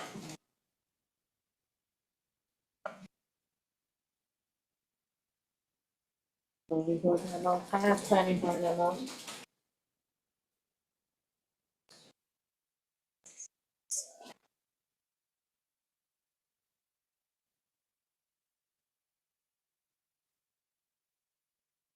Shall we? 16th day of March 2026 at the Shelter Island Town Hall at 6:00 PM or as soon thereafter, prevailing time on the site plan review application of Sylvester Manor Educational Farm, Inc., 80 North Ferry Road for interior and exterior renovations to the existing 1737 Manor House, including the removal of a 1960 cabana addition at north elevation, upgrades to mechanical, electrical, plumbing, and fire detection suppression systems, a new IA sanitary system, construction of multiple ADA access points, installation of walkways and landscaping, and the relocation of a generator, diesel fuel tank, heat pump condenser unit, and transformer. We have various memos. I'll start off with the CAC one. It's the shortest. So CAC wrote a report, and at the Conservation Advisory Council meeting held on Tuesday, March 3rd, members reviewed the Sylvester Manor Educational Farm site plan application and issued the following recommendation. One, all the proposed renovations will be required to meet the current code for landscape, natural features, and lighting. And CAC approved the application as submitted, a vote of 4-0. Meg, you've got planning board? I have planning board. Also have the zoning board's ruling too. Yes. All right, planning board looked at this. They addressed traffic, interior circulation, and parking. For that category, they said Sylvester Manor has 3 types of existing proposed parking, including dirt and gravel, perpendicular along driveway edges, dirt and gravel areas connected to driveways, and grassy overflow parking. Sylvester Manor has indicated that a parking service is hired during large events to direct operations. Sylvester Manor has provided aerial images that give details to parking capacity in different areas of the property, as shown in their additional parking information memo dated 12/9/25. 3 additional ADA parking spaces are also proposed in the north of Manor House. We base our comments on what we generally understand the parking demands to be, using knowledge of recent events held and descriptions supplied by the applicant. But if these events were to grow in size, the current parking plan would be a challenge. Further information on size limits would help clarify. Members of the planning board expressed concerns over parking safety, pedestrians, and traffic coming in and out of the site, given that there are numerous spaces where parking could occur on site. Site navigation is unclear and varies between events, which was confusing for the assessment purposes. The planning board notes that having a permanent parking area as well as a well-marked walkways would allow for perhaps improved and safer site circulation. As it currently stands, the grass parking could create hazards for site navigation on foot. Landscaping and screening, I'm going to have Teresa Mason, I'm going to let her address that because the planning board just agreed with Teresa's recommendations. Same thing with natural features and environmental concerns. And for cultural features, the planning board members indicated that areas of archaeological importance and burial grounds should be clearly depicted on the site plan to avoid disturbance. I did note that I saw them on the site plan, maybe they missed them. Public address or sound system, concerns have been raised raised to the planning board regarding this provision of the town code. Additional information should be submitted to the record for events that may use amplification of noise. Possible mitigation tactics for noise should also be detailed in a submission. The planning board recommends that for each event that is of larger scale, the applicant should coordinate with town entities and appropriate permits and mitigation tactics. I think this was written before we received our latest submission that showed the directionality of the speakers and such. Let's see, size. Planning board discussed needing more information regarding the extent of disturbance. Sylvester Manor holds many different events of various sizes and attendance in different locations on the property. We noted that the submission provided made it very difficult to envision how the property would be used. We strongly recommend that the applicant provide additional specific information on how each area of property is intended to be utilized. This should include how different areas have been used in the last 10 years, as well as how the applicant anticipates the different areas will be used moving forward. Where events and which events are taking place on the property should be clearly delineated on a map. This is of utmost importance for events that will have amplified sound, but also important for events of a larger nature. Furthermore, the public would be served by creating a clearer understanding of how any limitation of size will be managed by the town board moving forward. While not specified at the special permit level, the town board may want to set a maximum for current parking and planned noise control as currently configured. The recommendations of the planning board views this application as largely incomplete at this time. The town board should carefully consider outstanding items from consultant reviews on engineering and environmental impacts, as well as the items below in their review of this site plan application. One, additional information should be submitted regarding the nature of outdoor events on the premises, specifically where different events have taken place in the past and where they are anticipated to be held, should be indicated on a map. A description of each event should also be provided. Site navigation and parking practices should be reconsidered to improve safety and clear navigation. Given the applicant has expressed in testimony its wish to retain flexibility in how it uses the grounds, the site plan should delineate a discrete number of those spaces they might use for various events of expected sizes and with use of speakers rather than the entire grounds, which, while less limiting, is too vague for site plan standards. And number 4, as has been common practice, the applicant should continue to coordinate with the town to receive permits and approvals for large events. And then I also have the ZBA. So in the ZBA, they had a resolution, and just some of the key findings of that resolution. On page 6 after the chart, essentially.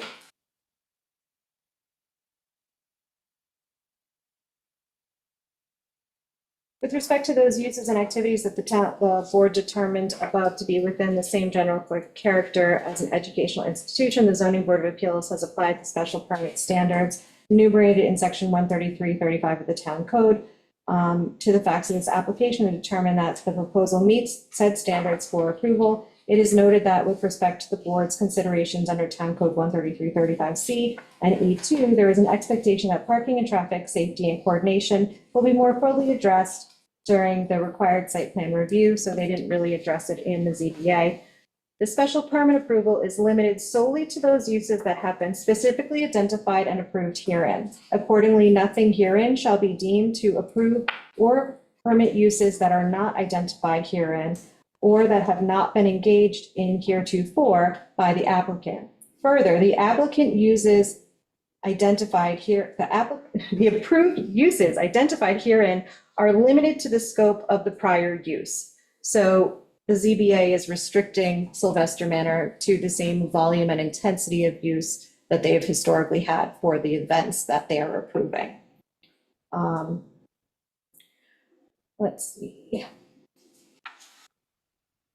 The special permit granted herein does not exempt or obviate any such additional requirements or regulations. And then in their approve in part and deny in part, they their conditions are that there shall be no construction or installation of new non-agricultural structures. 2, the special permit and any rights conferred thereby is granted solely till Sylvester Manor and may not be transferred. 3, the property nor any part thereof may not be leased for the purposes of allowing or permitting third parties to engage in uses or activities approved by the special permit granted therein.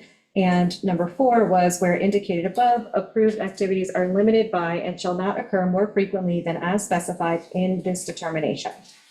So the zoning board set the limits and restrictions on how many events they could have, the type of events they could have, and the intensity of the events, like or the number of participants.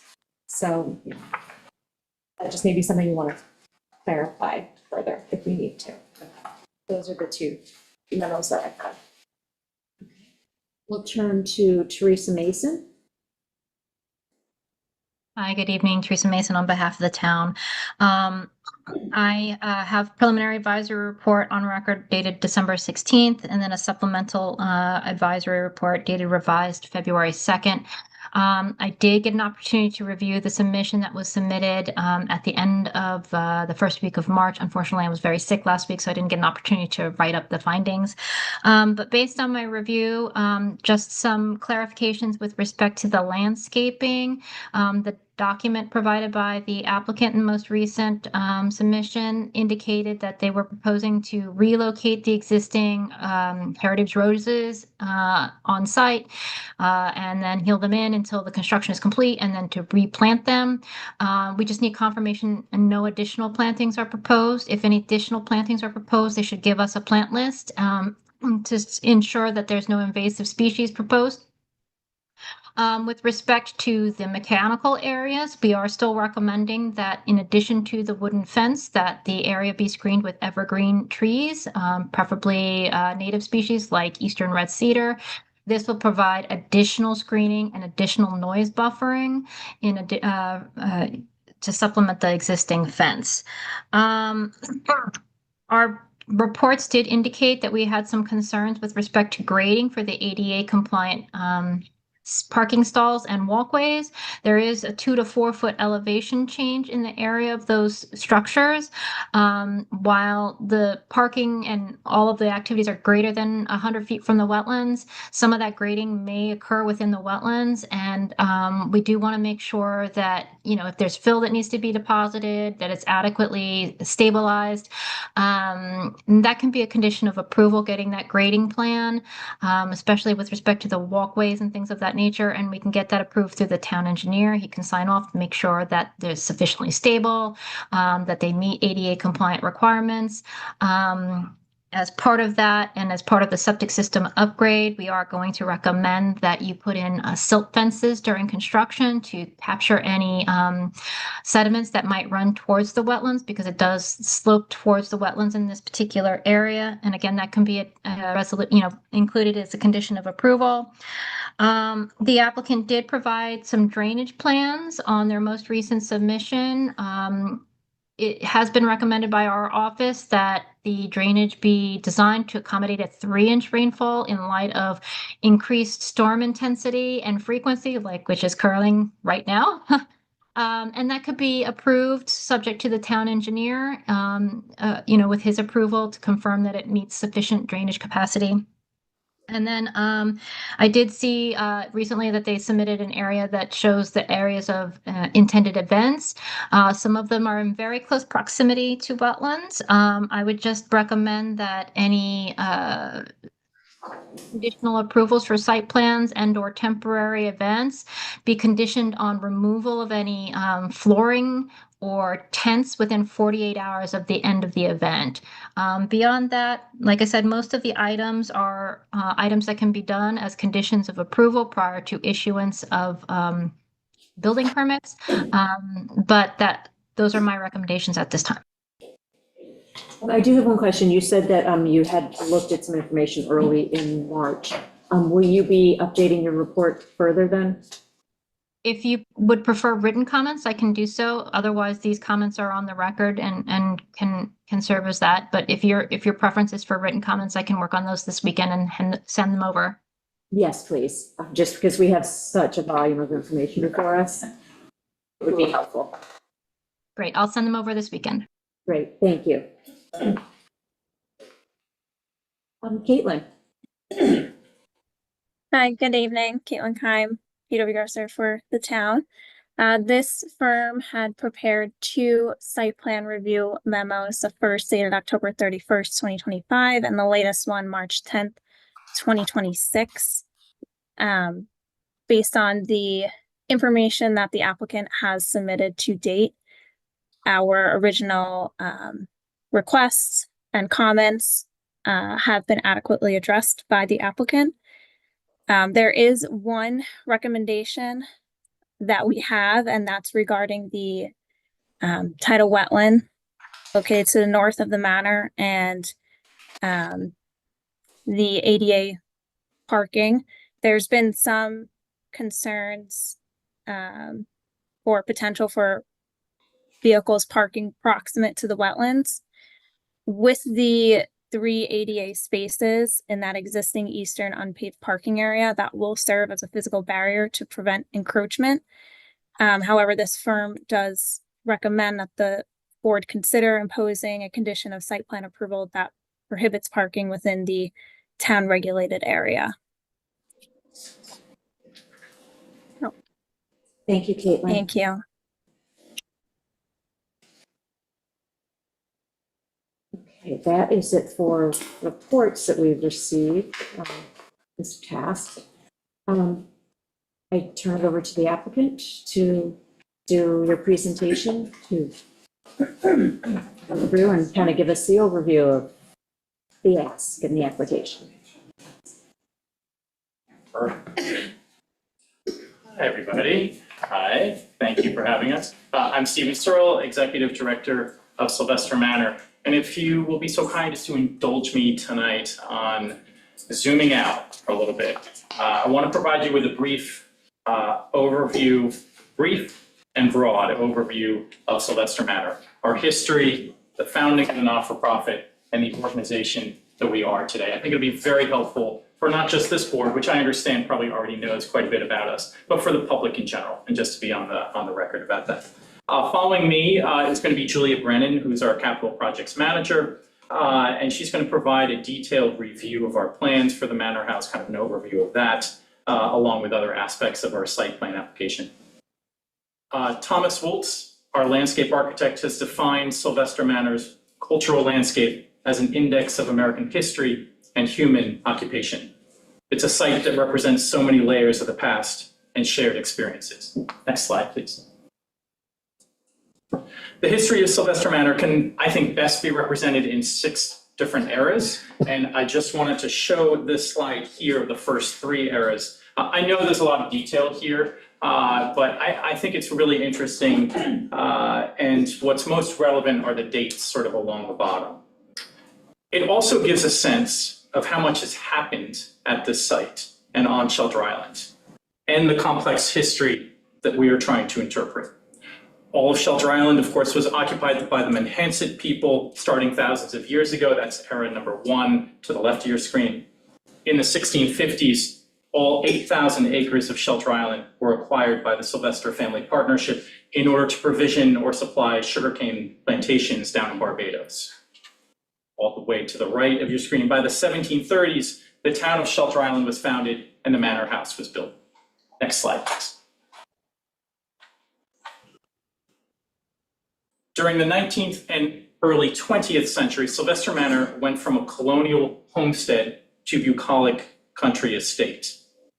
That's the first 2 eras, 4 and 5. The Manor House and grounds were transformed with the help of people like chemistry professor Evan Horsford, who invented baking powder, famous botanists, scholars, and architects. The last living descendants to live at Sylvester Manor were Andy and Alice Fisk. Alice passed away in 2006. Next slide, please.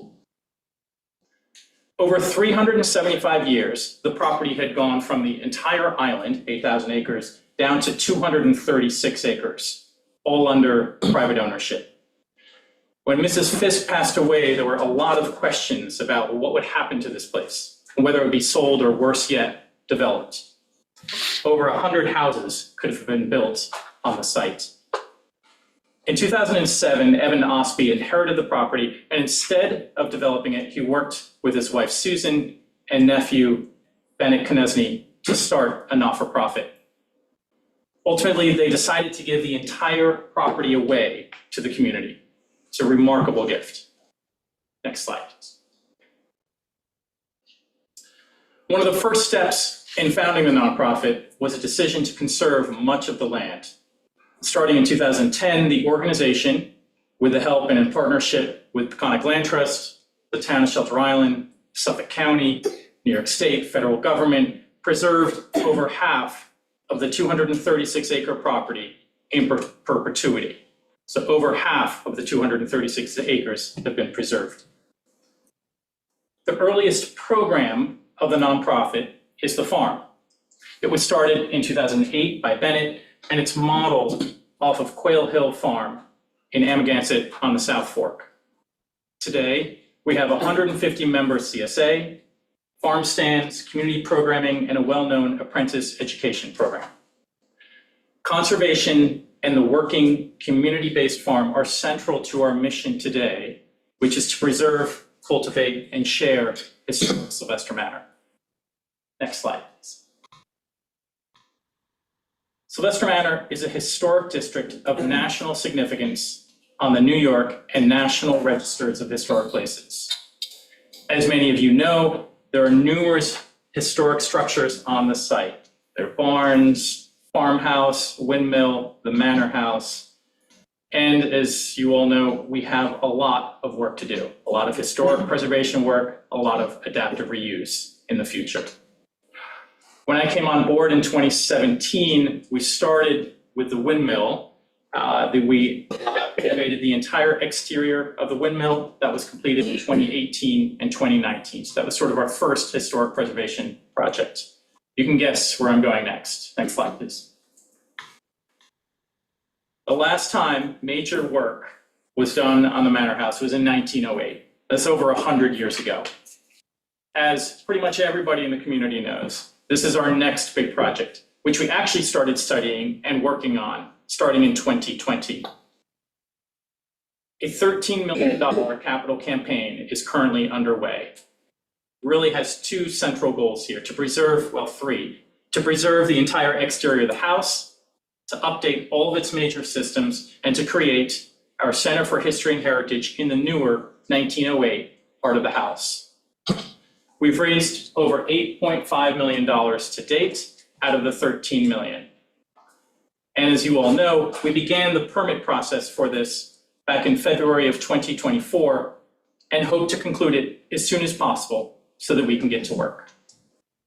Julia, again, will discuss more aspects of this in particular in more detail shortly. Next slide, please. Only 20 years ago, this was a private estate. And today, we're this public-facing nonprofit. We have so much that we want to share with the whole community, so much that we can share, and a complex site and history that we need to represent. Examples of programming include our history and heritage work, research, tours, Porch Talk series with scholars. We also have place-based educational programming. This is at the heart of nearly everything that we do. We work with everybody from ages 2 up to 99. It includes our summer youth program, field trips, curriculum building for local schools. And we have cultural programming. This is one of the best ways to understand and experience the multi-layered history and cultural landscape. We have Shakespeare at the Manor, sculpture at Sylvester Manor. We have concerts and numerous other programs. Last slide, please. I just wanted to share with you all a snapshot of the impact that I think we have had over the years on the community. This is mostly representative of 2025 and now this year, not just on the community, but also on the local economy. We employ nearly 80 people, 15 of which are year-round employees. We host hundreds of children annually. We have a robust farm to food pantry program and compost program, and we are a significant contributor to the local economy.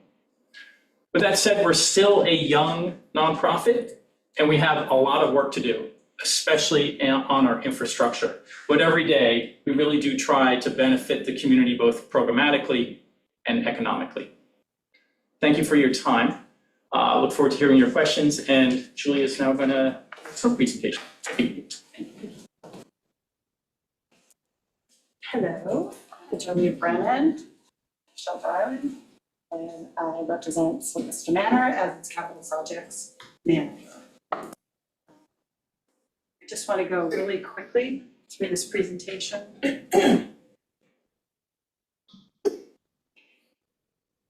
Just right there. When I tell people that I work at Sylvester Manor, first they ask, well, what do you do?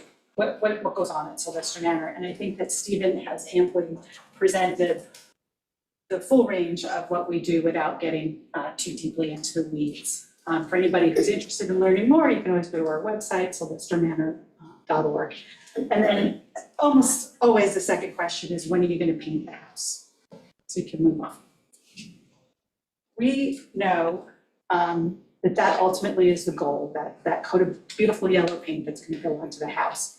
But there's a lot of work, which is represented in this image in blue, that has to happen before we can do that. On the right side of this screen is a list of just many, but only a few of the experts who have been helping us in this process. As Stephen said, we've been studying this house for many years. We've done deep dives into all of the different systems, the physical house itself. We have a technical report that is, stacks up into 2 giant boxes of paper. We are largely guided by Architectural Preservation Studio, and Douglas Emilio is on the call if anybody on the board has questions relating to any of the architecture. He's our resident historic preservation expert. You can go to the next slide. One of the things that we look at when we're coming to you is, what does the code say? What does it say that we have to do? And this talks about the process wanting to be simple review. I will tell you, we understand there's not a lot that's simple about this one. Of the 14 standards of review for site plan review, we understand that we probably hit almost all of them, if not all of them. So there's nothing simple about this. The work that we're doing and the amount of detail that we've provided is challenging enough, so we hope that there aren't any other regulatory issues that we haven't already sort of investigated. If there are, of course, we will take on and give you whatever information you need. How to read this? Yeah. Okay. And then we also want just to say we appreciate everybody that we've been interacting with, whether the town staff, who have been wonderful over the course of 2 years since this application process began. They've been able to answer all of our questions. They've facilitated all of our work. And then there's an enormous team of people at Sylvester Manor. You all know who you are. Everybody has contributed, including people who have worked at this so long. Now they're retired, and we just wanted to make sure that we thank them all.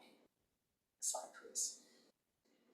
So in this house, because it is, as Stephen mentioned, a nationally significant resource in our historic district, the National and State Register of Historic Places, we can't just say, let's just do whatever we want. We are held to certain standards, and those are established by the Secretary of the Interior, and they govern different levels of preservation work that you're doing.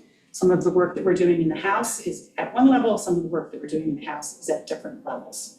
And we're going to tell you a little bit about that. While this is site plan review, I wanted just to make sure that people have a chance to understand what it is they're actually doing with the house. The first decision that we made, again, after a lot of study, was to divide the house, as Stephen mentioned, into our Center for History and Heritage, and then to largely leave the front part of the house intact and to continue its uses, which are largely museum-type uses. That's important, not just for different types of uses, but because it has to do with the codes that are involved and the building codes that are involved in those, that apply to those 2 different uses. We will be having the same programs that we've had previously, guided tours and whatnot. And then at the back of the house, which is a more modern part of the house, we're going to have offices and we're going to have accommodations for visiting scholars and artists in residence. And the reason that we need to do that is because under a grant from the Mellon Foundation, we were able to drill down on developing our understanding of the collections that Sylvester Manor has. It's not just a place with a big yellow house. It comes with a tremendous amount of information that's associated with it. And this is information that has value to scholars. Not only here, we've made connections through higher learning partnerships to institutions around the world. being able to bring people to this location in order to make study of Sylvester Manor, improve our understanding of it, improve our knowledge of the region's earliest development, its earliest settlement, and the settlement that happened before that, the native settlement that happened before that, is going to be incredibly valuable, not just to Sylvester Manor, but also to the entire community. So to create scholar residence locations within the house was a very important priority for us. I just want to show you, this is a drawing of the roof. These are all part of our APS packet that you have had since we first applied. Red means remove, and that gives you an idea of how extensive some of the ravages of time and age have been on the house. We're removing a lot of things from the house, but that doesn't necessarily mean that they're going to be brought up, made to look new. Because of the standards that we're held to, we are going to prioritize repair wherever we can. And when we do have to replace things, we're going to replace them in a way that is very similar, down to the texture and the color and the type of materials and even the way the materials are handled. If you could just give me the next slide. Our goal there is to improve the functionality without taking away from the historic significance. On the north facade here, is there a way you can get that black bar off of there, or is that just on our screens? No, that's, it's on our screen, It's it's just not us, on okay. the Zoom. Okay, good. Because what it is, it's just. Yeah. So here this is sort of the back of the house, the north of the house. And one of the things that you can see in this illustration is how it has been added to. So the front of the house is those two large chimneys that are taller. And then the back of the house is the chimneys that look lower down. Those are additions that came out of the house. The one on the right came out starting in the early 1700s. They had to add a summer kitchen. Then they had to add a more formal summer kitchen, and then they had to add servants' bedrooms. In 1908, they balanced out the back of the house by just copying. The one side was copied with the other. They added a cabana in the 1960s that's mentioned in what shall be read earlier. We are removing that cabana. It was to service a swimming pool. The swimming pool is gone. So we're going to take the cabana away. We are adding, as was mentioned, ramps so that people will be able to get into the house. We're making sure that the entryways are necessarily level with those ramps. And we'll be doing here in blue a lot of new work. Red is removals, blue is new work. We're going to be repointing the brick. We're going to be replacing shingles. We're going to be replacing clapboards. We're going to be making repairs wherever we can to the wooden portions of the house. You can go to the next one. This is the west facade. On this side, those of you who know the house now, there are some, on the first floor, there's a set of Anderson windows, the big bay window. When you walk in and look out, there's a giant bay window. We are actually going to be restoring the original fenestration, the way that that looked to the outside. It was a debate that we had, we went back and forth. Should we do this? Shouldn't we do this? Should we do this? Shouldn't we do this? Again, we were guided by preservation experts, and we decided that it was the appropriate thing to do, that if we were going to be digging this deeply into the house, that we should really bring it back so that it was a coherent vision of what it sort of had been. That's also why we're adding back, if I can make them out here, these lovely decorative railings. That's not a porch, like a deck up there, it's just a decorative railing. Those things can be notoriously difficult to maintain, and they did not last very long after they are no longer present, but we're going to restore them.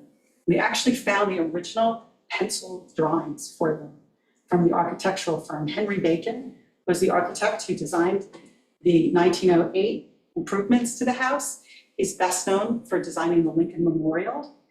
And James L. Greenleaf was the landscape architect who designed the front gates. We'll have more about the front gates in a little bit. He worked with Lincoln on the Lincoln Memorial and did the landscaping there. And they came to Shelter Island to work here. Move again. So this is the photograph that we started with, the big yellow house. This shows the extent of the work that's going to be, or the renewal work that we'll be doing. All of these windows, every window in the house is going to be removed. Just mention that because I've heard in the wind, people say, I hear you're taking all the windows out of the house, replacing them with modern windows. We're not. We're taking all of the windows out of the house, all the doors, all the shutters, and they're all going to go off to a workshop of preservation experts who will restore and repair what can be restored and repaired and replicate what can't. So we will end up with windows that align with the design, the original intent of the house. They won't have those aluminum 3-part storm screen things that went on in the 1940s or 50s. And wherever possible, we're going to retain the Ripley glass, the old Ripley glass. In the front of the house, which is the historic area of the house, we have a lot more capacity to do that because that part has never been air conditioned and we have no intention to air condition it. We'd like for it to have somewhat better heat than it has now, but it doesn't need to be air conditioned. In the rear of the house, we might have to work on the layered glass so that we can help for that air conditioning system to be a little bit more efficient than it would be otherwise. You know what I mean? Here you can see there's a long ramp that connects so that people can come in through the music room, which is on the east side, into our main large space, and then go from there across the porch into the front door. So the entire first floor is all connected via these KDA access ramps. You can go to the next one. Systems, and I bring these things up, all of those images, you have them in the architectural packet, but just to say, all of these things have knock-on effects in the landscape. And one of the main ones that has the largest knock-on effect in the landscape are our systems. So we're switching from a fossil fuel hot water heating source, and we're going to go with heat pumps, electric heat pumps. This requires components that can live outdoors. At one point we thought, well, we'll just put them up on the roof and then nobody will have to look at them. But that required too large an area on the roof to be interfered with. Even though we might have been able to do it, it was too much of a challenge. We drew a circle around the property. It's the radius, how far you can take this conduit that needs to connect to the outdoor components. The entire front of the house is off limits. That's all culturally very sensitive land. And we ended up, fortunately, in a space behind the house that had been previously disturbed. And this was the location of our carriage house. I'll show you an image of the mechanical pad, the proposed mechanical pad later. There was a carriage house that burned down, I think, in the 1980s. And our archaeologists have always asked us, when you're looking to put something into the landscape, try to do it where there's been areas of previous disturbance, rather than setting out fresh to dig ground that hasn't been disturbed. It could actually have an impact on some of the archaeological and cultural resources that may be buried there. Of course, any work we do that involves ground disturbance, we have a very close relationship with the Fisk Center for Archaeological Research. They've been doing studies at Sylvester Manor since the 1990s. And they come to us and have field schools over and over and over again. And they are just a phone call away. If we need them to come and look at something, they can be there for us. I just wanted to point out that we also are trying to retain plumbing fixtures wherever we can. We're going to have the same number of fixtures that we have now when we rejigger things and reconfigure them. But this is just an example. The bathtub and the sink both come from different bathrooms. One of them has been in the house since 1908. The other one looks like it's from about the 1930s. We have a sink in one of the bathrooms. It might be the first sink that ever got installed in Shelter Island. That one we're going to preserve too, although I'm not sure where we can put it. It's very hard to get parts. Want to leave it out. Shocking. We moved it.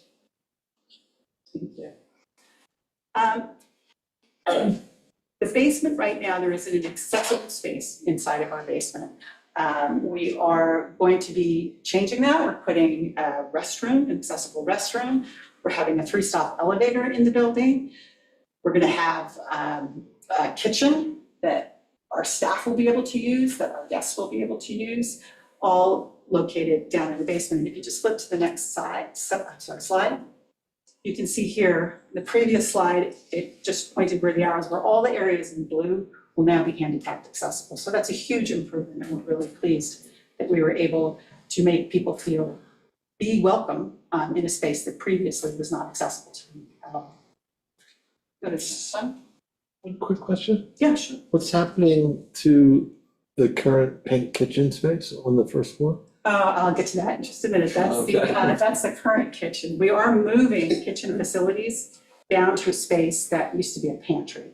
And if you're in the current kitchen, there's a staircase that goes down to the basement. It's just at the bottom of that staircase, about the same size. This gives you a view of the cabana. When we talk about the cabana, one of the uses of the cabana is that it had a half bath in it. This was very useful when we were having outdoor events and we needed a bathroom sort of close to the area for people who are working there, for people who are, when we had archaeology teams come through, they needed a bathroom. It no longer is functional. And what we're doing, it's right outside the back door. We're swapping it for one that's just inside the back door. And that is in a location, because of the way it's configured, we'll be able to open those doors and make that available to people during the day. It's a family-sized bathroom. We'll have a changing table in there. It's a terrific improvement, and we're really pleased that we found a way to fit it in. Next, please. Up on the first floor, we have a masonry structure inside the house. It runs from the basement through the second floor, and it was designed as a vault. This was put in 1908 when the house was owned by Cornelia Horsford. The family had gotten to a point about the generation before her where they realized they had all of these things that had historical value. They were very preservation minded. They didn't really throw very much away. And the house was full of these fantastic documents and records that go all the way back to the 1650s when the Sylvester family first arrived, lived in a different house on the property, but arrived. And so they added a vault. And in order to make it fireproof, the standard then was it had to be completely encased in masonry. So it was. It has steel shutters on the outside and on the inside instead of a window. There's a window sandwiched in between that's probably a window that's in the best shape of any of Sylvester Manor because it's been sandwiched between these steel shutters. Since we have this masonry structure, it was really the most sensible place to put in the elevator shaft. We will no longer have the vault, but we'll figure that out. Right now, we have the generosity of the Shelter Island History Museum. They're allowing us to use their fireproof vault for our most precious materials. And we just recently moved them over there. This is the ADA-ness now of that space, if you will. This makes that previous space completely accessible, not only for visitors, but also for our own staff, for vendors, for people who may pop in and work for a day with us. We now have this welcoming space. Go to the next one. On the second floor, we've taken 3 bedrooms and are going to convert them. There used to be 3 baths on the hallway. We're going to convert this to 3 bedrooms, each with its own bathroom, and one of them will be an ADA compliant suite. Because the elevator, people will be able to access the second floor. That will be really helpful as well for other purposes, to have an elevator running through the building. We can go to the next one.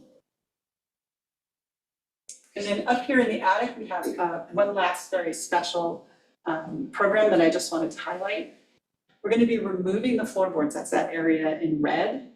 This is going to allow us to take out the old insulation, which is no longer serving its intended function. If you have ever been up in the attic, you'll remember, and if not, I'll try to describe them for you, these beautiful long floorboards that are, some of them are this wide, this thick. They have wide cracks between them, and we know that people inhabited that attic. We have carvings on the wall, ship graffiti, 2 Montaukett boys who were indentured to the Gardner family when they lived in the manor house. And they carved ships, like the ones that they had no doubt seen all over the island and in neighboring communities. The older brother left before his indenture was up and was never heard from again. And the younger brother stayed on. Even after his indenture, he stayed on at Sylvester Manor and was actually buried in our Afro-Indigenous burial ground. I was very pleased, Meg, thank you for pointing out. Our burial grounds are sacred spaces for burials. People's remains are interred. And they're also really important to us. We have the Quaker Cemetery, which is still used as the location of the Quaker meeting. There are people who still gather there in good weather for their weekly worship. And our Afro-Indigenous burial ground has been the subject of intensive study. One of the things that we had concerns about is we weren't sure what are the boundaries. And we've been able to confirm that through study with the Fisk Center. They've come multiple times back to Sylvester Manor to determine that the boundaries that have been on our survey for many years are, in fact, the boundaries of that burial ground. So I hope that that resolves any concerns that people have about us knowing where these are. I think that's it. I'll go through this one. Yep, that's it. So what I wanted to do, if you have questions, we've done a lot of submissions. You have our original submission was a packet that we put together for the building inspector to review. When you know you have a big project like this, you put together a package and you give it to the building inspector, and he immediately sends you to the zoning board, and then the zoning board sends you to the town board.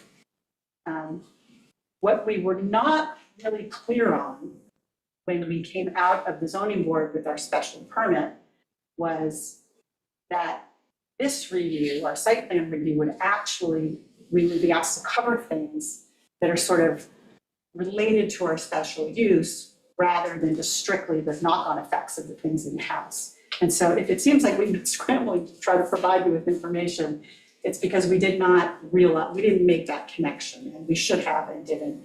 And so we've kind of been playing catch up. And we may have missed some things, and I'm sure in your questions we'll find out what those are. If we have, our goal is to get to yes. Our goal is to not do anything that would adversely impact the environment, the historic resources of Sylvester Manor in any way. One thing I would ask, if you could pull it up, Shelby, is since the planning board gave its response, we actually had some remarks back. And if we could just quickly look at that one. Sorry, was it our March program? Yeah. Yes. So we had been asked by the planning board to provide the locations of the events that were allowed under our special permit from the zoning board. And we tried to put everything on one map, which, as it turned out, did not give sufficient information for that purpose. And instead, we went back after we heard from them, we were not satisfied with that approach. We went back and showed where in the landscape these different events have occurred in the past. And I can describe it if you. Yeah, he's better at pulling it up. Okay, great.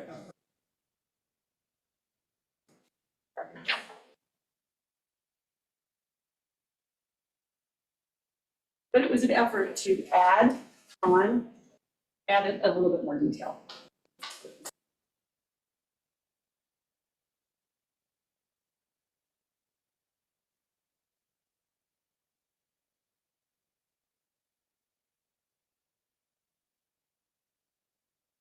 And we realized this came in on the 13th, and there was a little bit of a back and forth between us and the planning board. If you could just scroll down here. So what we did after receiving the response, it said we were being too vague, is we broke out the different areas of the property where we typically have events. So the lawn on the manor, in front of the Manor House, between Manor House and Gardner Creek, is an area where we have had Creekside concerts. It's a place where we've had Shakespeare. Oh, and Farm to Table, which these programs, if they're large enough, we always go to the town for an outdoor assembly permit, and have a conversation proactively to make sure that if there's any permitting that's required, that we receive those permits, and sometimes the answer is they're not necessary. Our Shakespeare performances are usually done sort of in the round on the grass. There's no amplification. It's done in daylight. They're over early. It's a very family-friendly kind of layout. We sort of string rope so people don't go where the actors expect to walk, just to indicate sort of seating areas, but everybody brings their own chairs, they bring their own blankets. And the same thing for concerts. People bring their own chairs, they bring their own blankets. Sometimes we get the stage from Suffolk County Department of Parks, the Showmobile, I think it's called. There's only so many places you can put that vehicle. It comes on the back of a truck and gets set up. So it has to be in a location where the truck driver feels comfortable being able to pull it in and then come back and retrieve it and pull it back out again.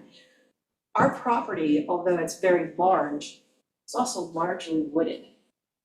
We only have a certain number of areas that are suitable for outdoor events, that have the kind of either level for an event where people want to sit at tables and chairs, or an event that requires people to sit at tables and chairs, or the kind of sort of gently sloped thing where somebody sitting on a blanket can have good sight lines for a Shakespeare performance, or good sight lines for a musical concert, and also to leave space in front of where the band is playing so that people can dance. People like to get up and dance at these things, and we don't want them doing that on hillsides. And there really aren't that many places in Sylvester Manor where we can do that, while also reserving level spaces for people to park their cars on the grass.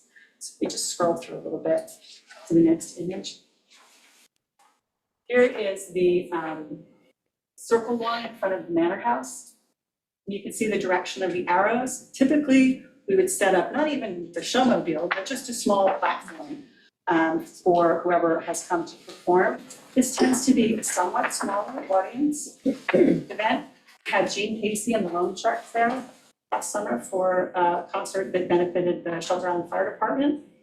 And it was great fun. The fire trucks parked right in the driveway. All the kids got to pop on the fire trucks. It was really a lovely event. Go to the next one. I have no idea what that had there. This is an area that's to the west of our driveway. Sort of before you get to the manor house, there's a sort of a natural bowl that occurs in there. And we've had concerts there where we've managed to put the stage up. People come with their blankets, they sit and they listen. There's no permanent infrastructure for any of these things. We have generators that are provided for amplification. There's no lighting necessarily. When we do farm to table, of course, we light the venue. It's one time a year, and we do get the necessary permits to do that. We have limited amplification at many of our events. It's almost always powered by the generator. Some of them, I think Gene Casey was powered by a battery last time when he came. You can move to the next image. This is we call them the rooms in our historic gardens. We've had events in this area generally, rather than dry out each little tiny garden room. Perlman came to Perlman there. We had the Rights of Spring. Yes. So there's some overlap and crisscross between us and some of the other organizations on the island, and we can offer a space for them to come and have performances related to the work that they're doing. We had the prom here previously in one of these rooms, which was a lovely event. Go to the next one. And then this is generally last year's setup for farm to table. So over on the left, that's the area. It's not just one big tent. It's a group of tents. There's the dining tent that people sit under for dinner. It has a DJ and a dance floor. Plus it has all of the catering tents and the sort of supply backup support tents. tent that you see over on the right, that oval over on the right, that's where we have a reception area when people first arrive. We have cocktails, we have hors d'oeuvres, things like that. And then in between that circle lawn, again, becomes kind of a lounge area, sort of an open air lounge area. We do bring in special trailer for, rather than the regular porta potties that we otherwise would use, we bring in special restroom trailers. People are dressed up for this event, and we want to gussy up our game on the porta potty side as well. We have lighting, because this is an event that does go past dark. That's not to say that we don't anticipate always keeping our events before dark. It just is an acknowledgement that we don't have any infrastructure for outdoor lighting at this time. As Stephen said, we're a very young organization. We inherited a house that is a private residence that we are working now to convert to these public purposes. And there's quite a bit of work to do around that. We have to make sure all of our assets are stabilized. We have a lot of historic buildings around the property, and we're sort of chipping away at these big jobs with the Manor House being first. This is our windmill field, the produce area, and some livestock feeds in there. We have events around the windmill. We've had fundraisers for the windmill, at the windmill. We have a windmill lighting every year. I think that the shortest fundraiser on Shelter Island is the library's turkey plunge, because it's so cold you have to jump in the water. But this might be the second shortest one, because it's usually really cold. You know, the hot chocolate itself even can be cold. But people come and hip hip hooray, the lights go on the windmill, and it's really a lot of fun. We do have grassy overflow parking here at the farm stand. We have a gravel and dirt parking area. This is the way we have done things traditionally at Sylvester Manor. We have, you can scroll up to the next one, thank you, Shelby. I've designated on all of these using the Suffolk GIS how long the area is. Typically 10 feet wide for parked cars, so if it's 70 feet long, you can get 10 cars in there. If it's 15 feet long, you can get 5 cars in there. We can put cars not on both sides the full length of this area, but about a length and a half. So we can get a good number of cars in there on grassy overflow for an event that is in and out, and it's not that we're using these parking lots over and over and over again. We also use some of our mowed grassy areas for livestock grazing. We use them for programs. Our summer youth program spreads out over the property. We don't allow people to park anywhere they want to park, especially in cases where there's children around. We have an orderly way of bringing cars in and out during the programs and while they're in session. And while some places can be used for parking, we designate that that's the designated parking area. So if you were to come into an event like Shakespeare, there would be a person waving you in to park on the lawn. It's not just people driving in the park wherever they want. They are told this is the designated parking area.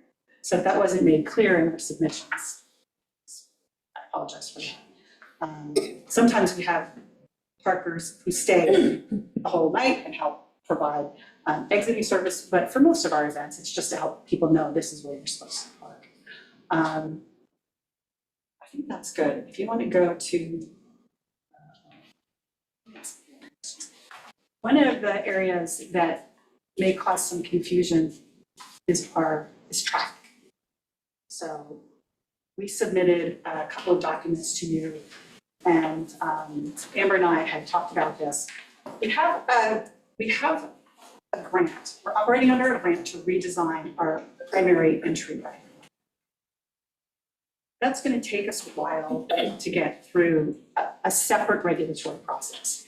Because that primary entry is on state roadway, the New York State Department of Transportation is the controlling authority there.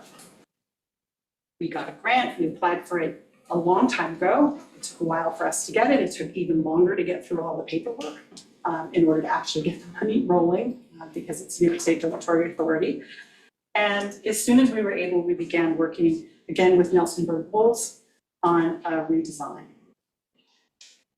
What we're trying to do is widen the opening so that 2 cars can pass at a time. We submitted the plans for information so that people can see we recognize this is an issue, but we can't link it to this project because it's its own separate project. And it has more than one entryway is involved. So if we were to just peel out the entryway, that's for, no pun intended, for the front main gate, we could be accused of segmentation. We have a project that's in front of the DOT, and yet we're only doing site plan review on one part of it. And we don't want to do that. We want to keep the project as one whole so that it can go through its own regulatory process as one whole. And since it is with the DOT, we have no idea when it actually needs and what that time will be.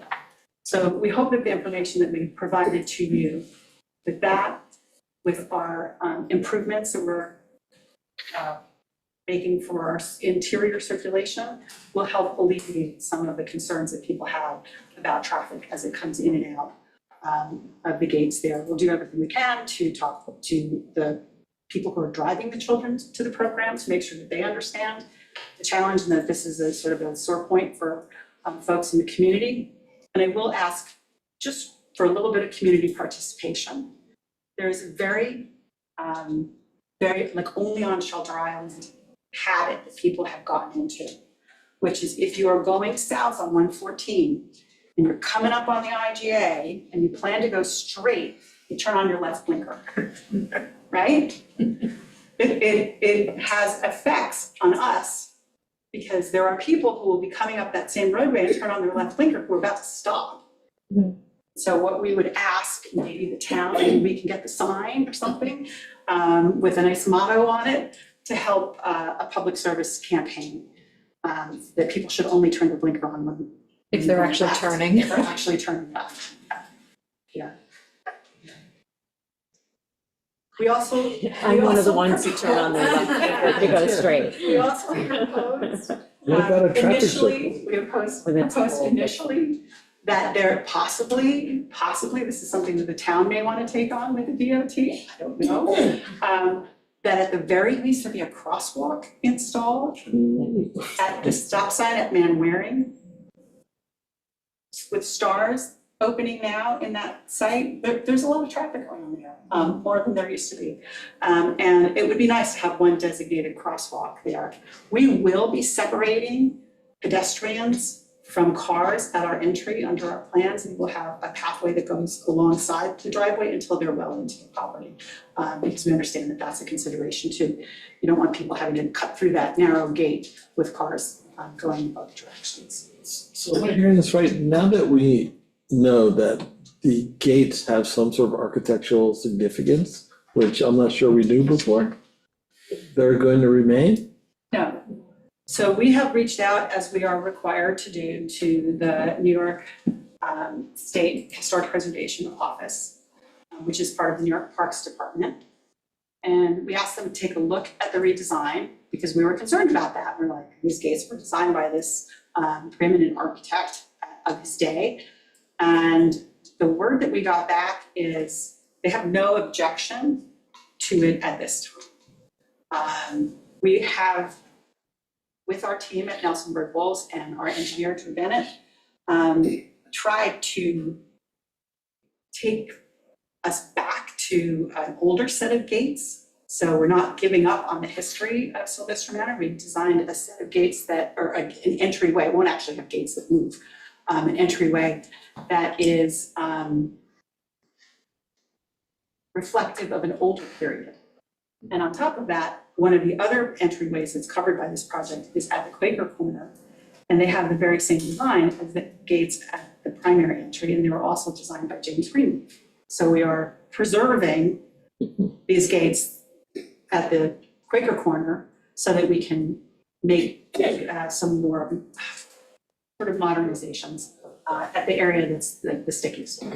Got it. Were there any other major areas? I don't want to belabor any of this. You have all this incredible documentation in front of you. Were there any other questions that you had for us? Not at the moment. And we don't I really think you, appreciate- yeah, I think you touched on Okay, well, thank you very much. I appreciate it. And if possible, I'd like to have an opportunity to come back if there's any comments that you need to follow up. Thank you so much. Thank you.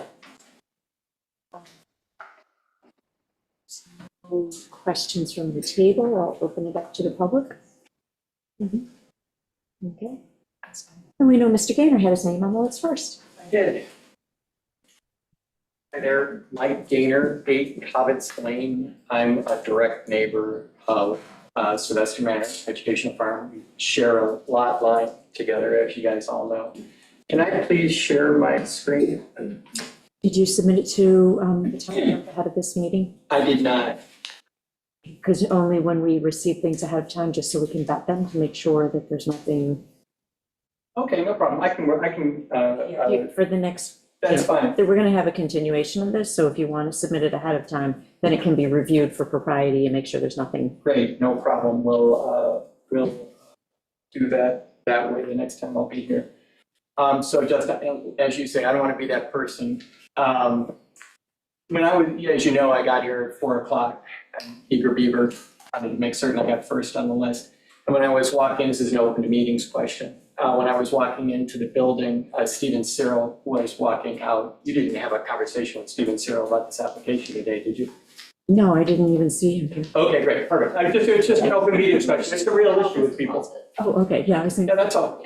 Not a big deal. I didn't want, like I said, I don't want to be that person, but those open meeting rules are there for a reason. And if we're going to have a public hearing, I just want to make sure that whatever we're going to discuss, that everybody gets to discuss it.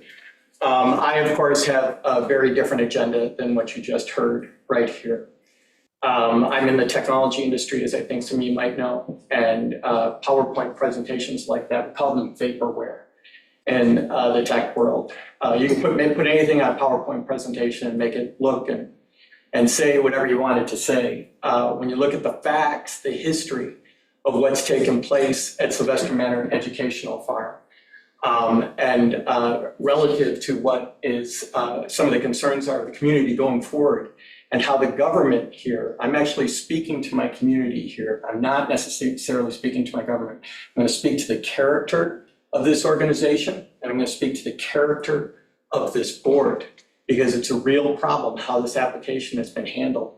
This conversation was supposed to happen 16 years ago, right? So when you ask people like the Pikes that were just here to go build a dock, when you ask the library, when you ask the Perlman Center, when you ask the Pridwin, anybody who has to go through the permit process knows one unilateral thing about it. It sucks. But everybody has to do it, except for these folks. They have violated the law up one side and down the other, and they've done it with the assistance of our government. I'm going to document each and every one of you on this town board has exhibited extreme bias towards them, and I've documented it. Okay, and so we're going to talk through that history.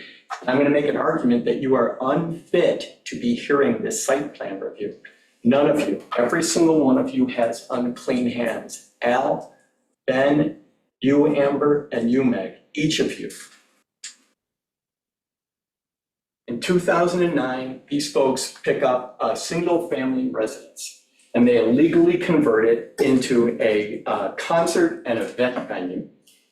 They were never cited from that moment on. The minute they took that single-family residence and they turned it into an event venue, which is exactly what it is. It is an event venue. That's all they do there is they have events. The moment they did that, they violated the town code. You're required to get a special permit. You guys all know that. Jim Doherty, Gary Gerd, Jerry Siller, you, Amber, all of your administrations and all of the respective board members have not just looked the other way, you've been complicit in allowing them to operate without getting a special permit. It's a very expensive and it's a very painful process. They knew what they needed to do. These are super, super smart people, and they're highly compensated.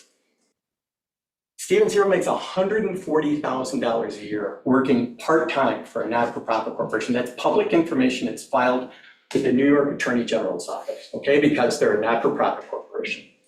Let's just make sure we keep things to site plan review. I'm keeping them to site plan review, Amber, and it's the question of what your credibility is inside of this site plan. People are very concerned about it. right? We're expecting that we're going to get a fair hearing on this. The history, your personal performance inside of this community relative to this applicant has showed tremendous bias, each and every person here. It's intense. That's rain, yes. It's not ceiling coming down, it's rain. It might come It down. might come after. down, it might start raining in here. If it does, that's what the facility master plan is for. In February of 2024, I uncovered that these folks were operating illegally inside of the town. And I confronted every single person who is here right now, was at that meeting. Ben was here, Al was here, Matt was here, you were here, Amber, and I confronted you on it. You acted like it was new information. There's two permutations of that answer. Either A, there's a 230 plus acre not-for-profit organization that's having events not 0.6 miles away from where you're sitting and you guys don't know about it, or you did know about it. The first scenario is actually the scarier one, that you folks are in office and that was going on and you didn't know about that. That's how you acted when I confronted you about this. You said that predated my administration here, and all of these other ridiculous things that you said, when in fact, everybody here knew that they were operating illegally. And you know what you did once I did tell you that and confronted you that on the record? Nothing. They were not cited at all. They continue to operate illegally. If there were any other business inside of this community and it was operating illegally, like let's say, I don't know, for example, Ram's Head Inn. What happened to Ram's Head Inn, right? They got put through the ringer. Do you know that business almost got put out of business by the time you guys got done with her? Andrea Carter burned through $500,000 in legal fees and was literally caught up in the jaws of government for years. That's what happens to other businesses around here. Tim Eaton over on Cartwright over there has been drawn in and out of court over this stuff. Meanwhile, these guys do whatever it is they want to do and you guys allow them to do it. It is bias. They have been treated with bias for 16 years and it's well documented. This thing is a for-profit event venue masquerading as a not-for-profit organization. That little vaporware show that they just put on, they are in the business of collecting public monies and private donations. That's it. They have not done anything over there. If I were allowed to share my screen, I'd show a picture of what that place looks like. It's falling down. They stole $30,000 from my wife and I. Sylvester Manor organization did. They told me that they were going to take my money. They showed me a big fancy document just like that. They said they were going to take my money and they were going to go clean up that place. Go take a look at it. It's not just unpainted, it's strewn with garbage from one end of the property to the other. The place is a dump.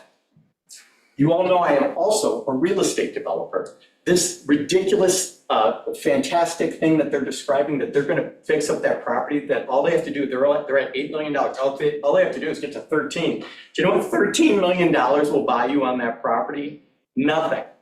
It's never going to happen. They're going to wave that out in front of more donors and they're going to exploit more people and they're going to get more money out of them. $13 million with $30 million, you couldn't put a dent inside of that place. It's never going to happen.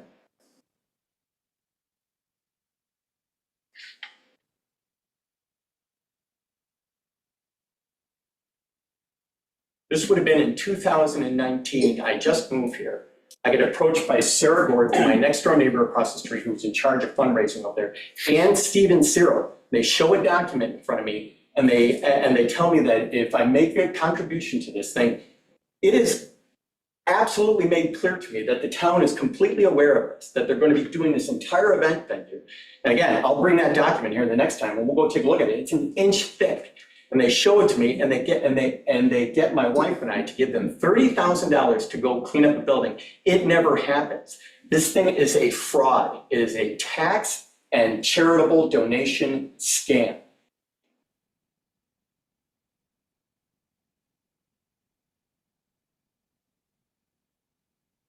I can't show any of my pictures, so I'm going to have to show them the next time. New York State Public Hearings Law, matter of Edie versus Town Board in the town of North Greenbush. This is where we get to your folks and why I believe you need to all recuse yourself from this meeting based on your history inside of this thing. A board member's prior public statements, prior votes, or prior conduct demonstrating a fixed viewpoint on a particular applicant or application constitutes a disqualifying bias that was written into the New York State Open Meetings Law in 2006. Okay? Now we're going to walk through your history. In December of 2019, 1 week before Christmas, under the cloak of darkness, a piece of legislation is passed by the town board. You vote on that, Al, and you vote on it, Amber. You've got a business that's illegally operating in a AA zone, an event venue, right?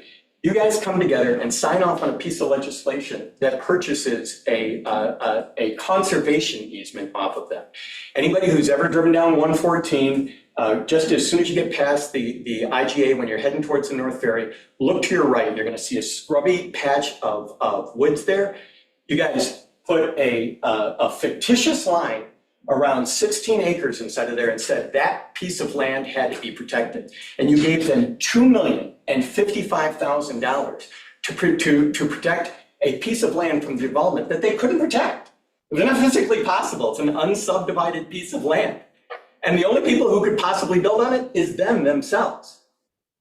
So is that what we do now in the town? We pay people $2 million not to develop their own land? You guys voted on that. An illegal business, you gave them $2,055,000 of our money to not do something that they were never going to do, nor could they do. We didn't get the land. It was a conservation easement scam. It was unsubdivided property. You just got them to give you a promise. It was the most expensive promise that anyone's ever transacted inside. $2,055,000 to not build on a piece of land that they had no intention or no possibility of ever doing that. That is an example of bias by both you and Al. You guys both need to recuse yourself from this hearing process. That is well documented. You told an illegal business that they could have $2,055,000 of our money. You shouldn't have done that. You're exhibiting bias toward them. You should recuse yourself from this special permit application. That $2,055,000 transaction, Ben Dyack's name is on it. He signed it. He got the wire transfer. He was president of Sylvester Manor Educational Farm when the wire went through. Jerry Siller signed off on that. Kathleen Gerard, who just put in her resignation, who currently sits on our Community Preservation Fund board, she also sits on Sylvester Manor's board, and she orchestrated that entire transaction. Her, Gordon Gooding, Ben, everybody was involved inside it. I'm sorry? Nothing, sorry. Glad you find it funny, Ben. Because we're like $2,055,000. Keep going. Yeah, I plan on it. In 2020, Sylvester Manor Educational Farm has an illegal mega film back there with Beyonce and Disney funding. 1 year prior to that film being filmed, HBO came to this community and offered us $50,000 to film one night on Shelter Island. One night, and we kicked them out, ran them off of the island because it was going to be disturbing. They knew what they were doing. These are really, really smart people. So they obfuscated that. They didn't tell anybody, and they secretly filmed a megafilm. That's what it's defined as inside of the town code. What happened to them? Nothing. They were not cited for that. Nothing happened to them whatsoever. Made it all over the newspaper, all throughout the United States. It was in Page 6, it was in Page Vogue. We looked like idiots. That cost us money. Could have got a lot of money for the community for that, and nothing happened to them. Bias. You were sitting on the board. You've been in office here for over a decade now, Amber. You've taken no enforcement action, not once, whether you were a board member or as a supervisor.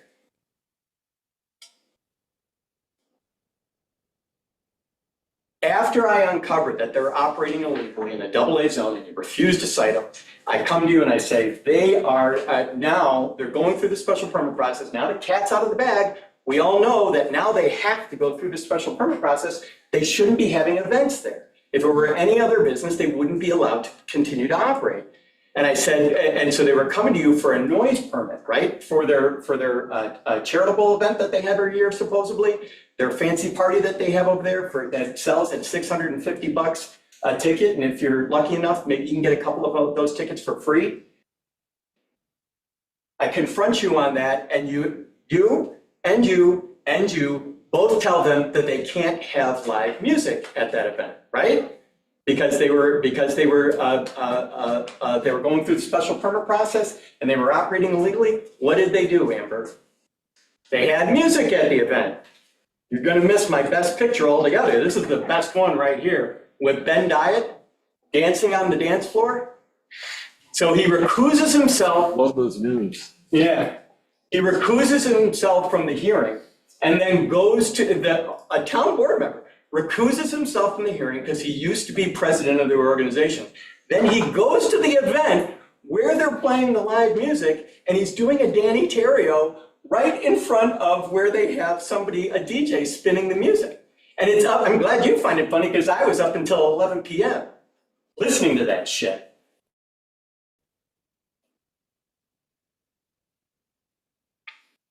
Gets better.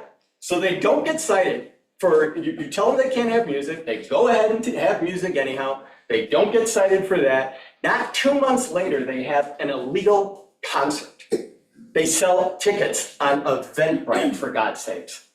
Sold out show, 400 people wind up going to that concert, the Zydeco concert. 2 months after you, and what happens when they have that illegal concert? Are they cited? No, bias. Everybody on this board needs to recuse themselves from looking at this application. You folks are unfit. You have a long history of bias against this applicant.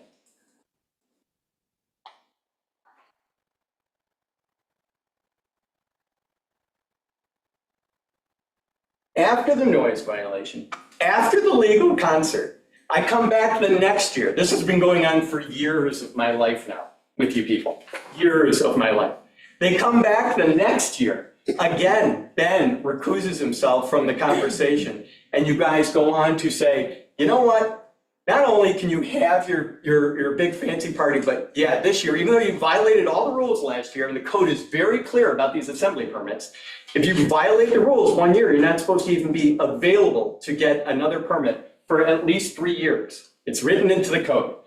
Either way, they break the rules twice the year before in 2024. 2025, they come back, you give them everything. You say you can have music at your farm to table party, you can have all of your concerts, all of it. You operate with extreme bias when it comes to this applicant, Amber, and you, Meg, and you, Al.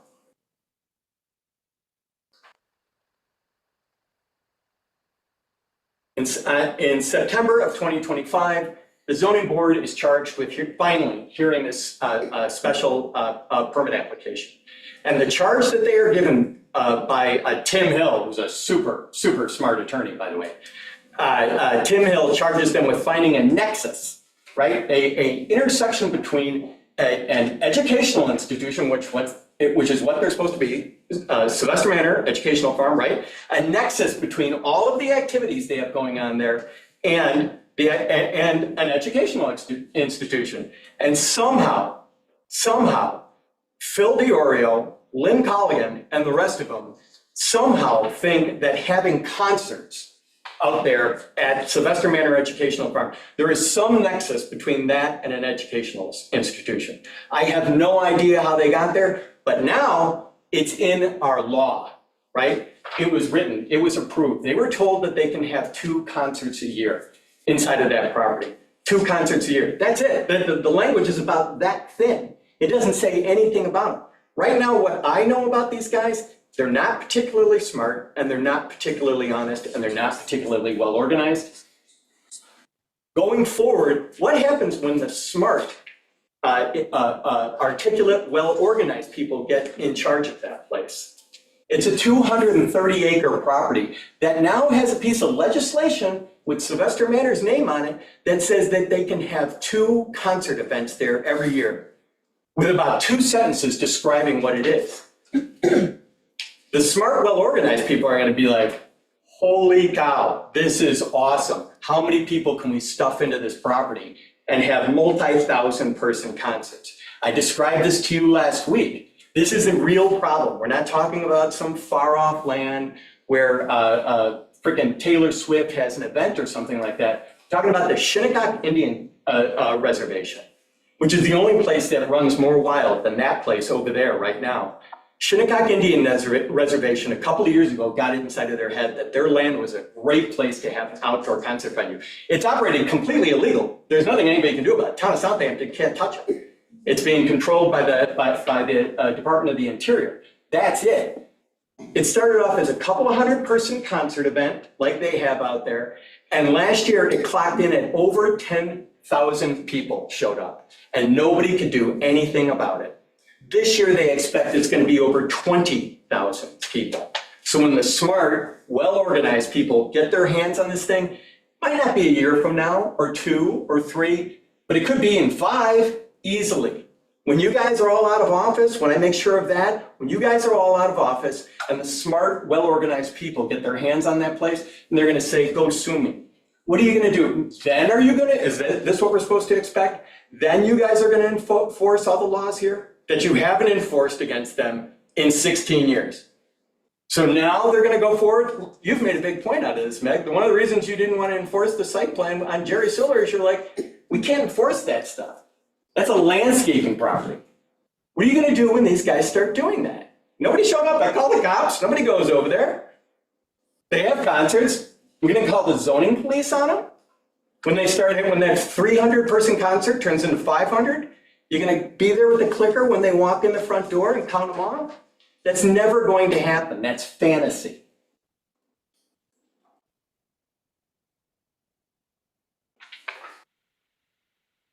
Planning board reviews this thing last week, and it sounds like, please watch the video, because the video version of this thing, anybody, I encourage you, it's the most watched planning board video of all times by about 300%. We're up to about 169 people viewed it right now, okay? Go watch it. It starts at the 2-hour mark. You got to make it all the way. You have to suffer through all the conversations about wetlands. It starts at the 2-hour mark. And I think the guy's name is Steve Davey, who's definitely one of the smartest guys on this island. Steve gets in there, and you know what he describes their application as? Garbage.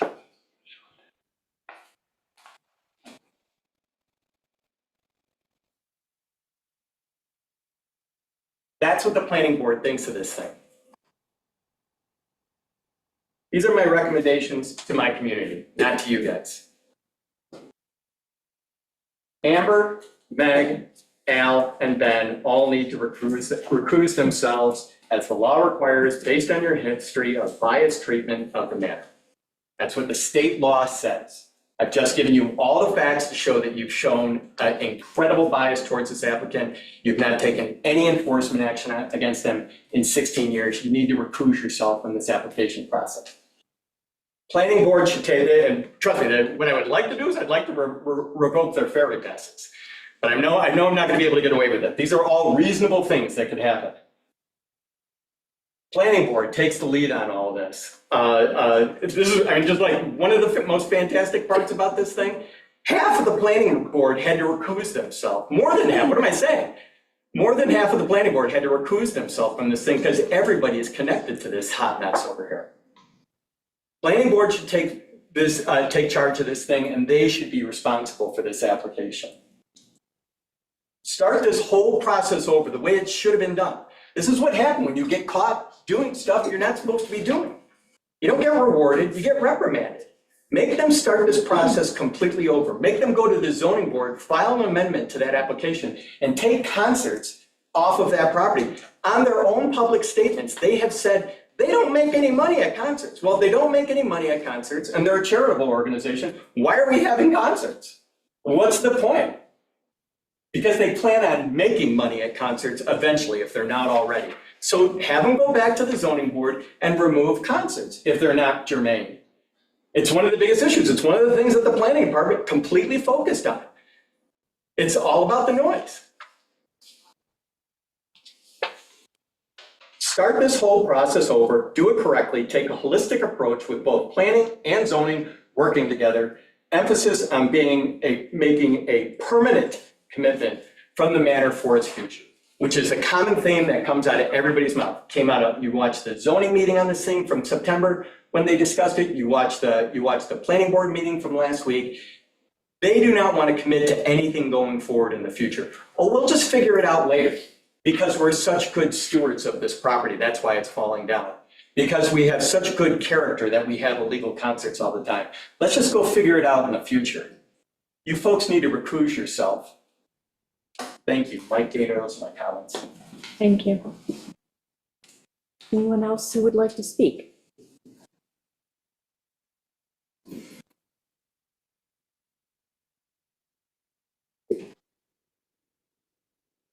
I expected to be, first of all, my name is Michael Chadkin.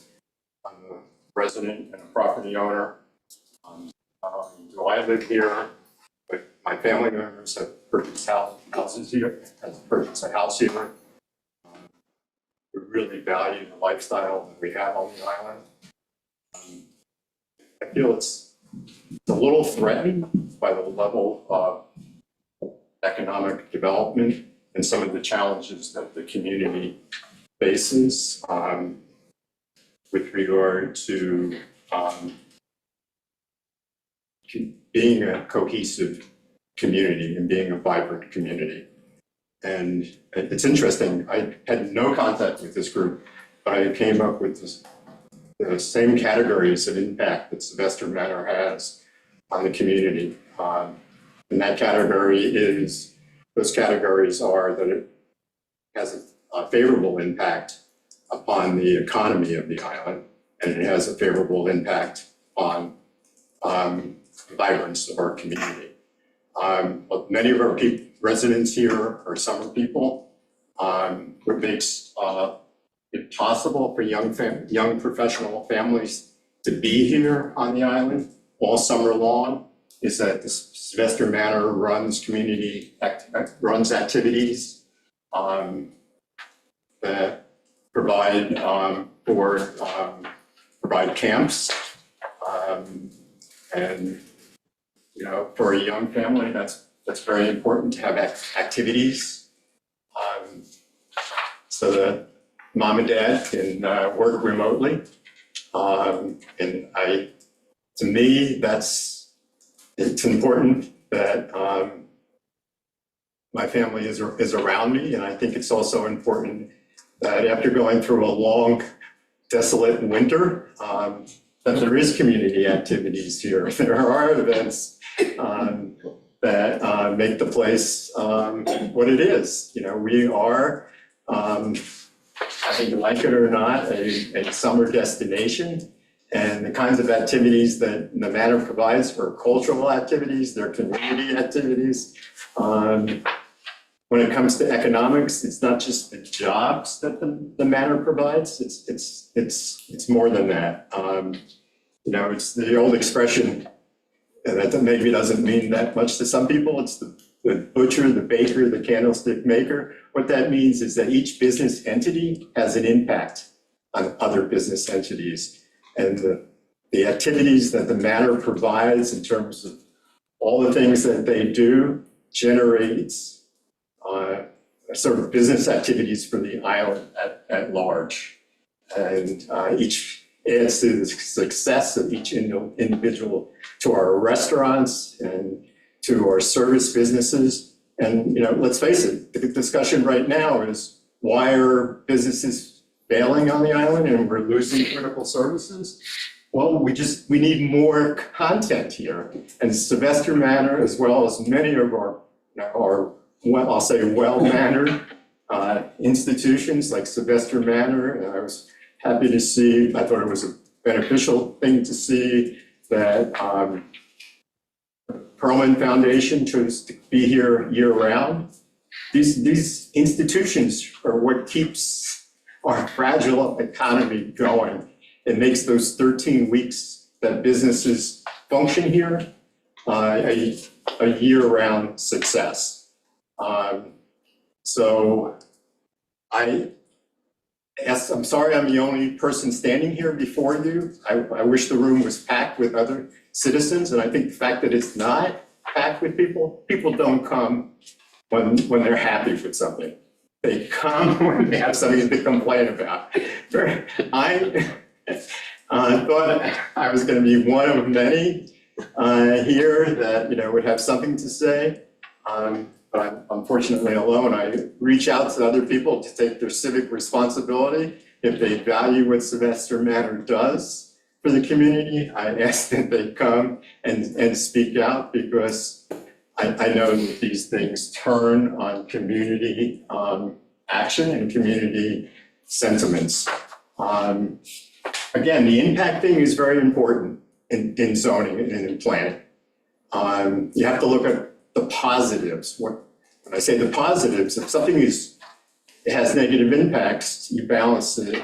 And of course, a concert periodically has negative impacts to a close by neighbor, but you balance it against the good that it provides for the community economics and for this notion of how people feel and function as a group. And I again say that this is an establishment that has done well for us, and the fact that we have overlapping board members and overlapping committee members just speaks to the fact, there's no sinister plan there. It speaks to the fact that we're a common community that has common values.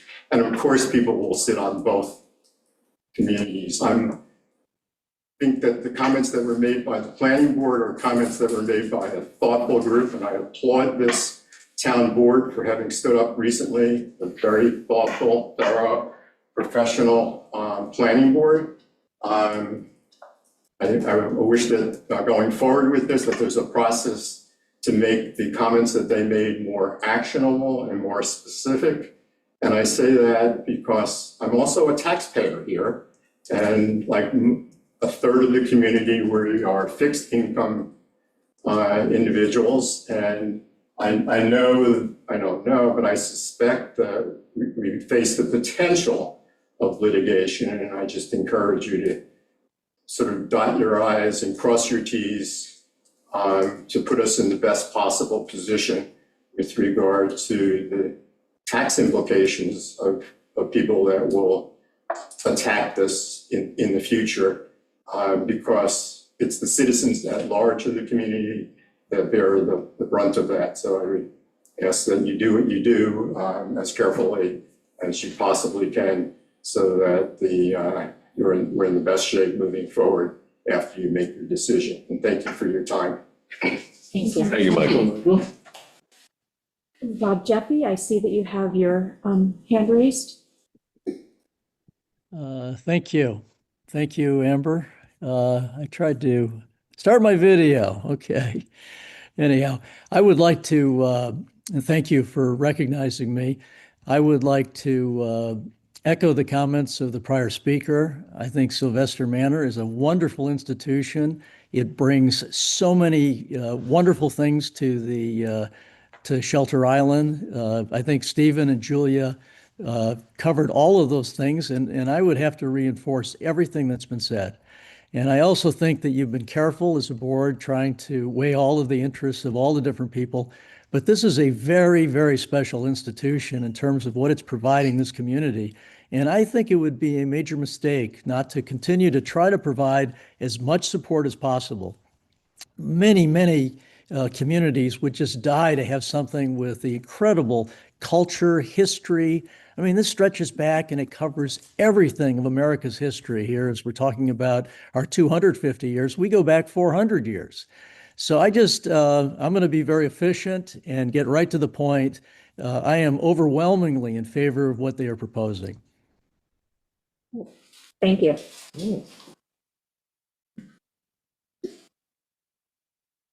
Is there anyone else in the Zoom audience who would like to speak?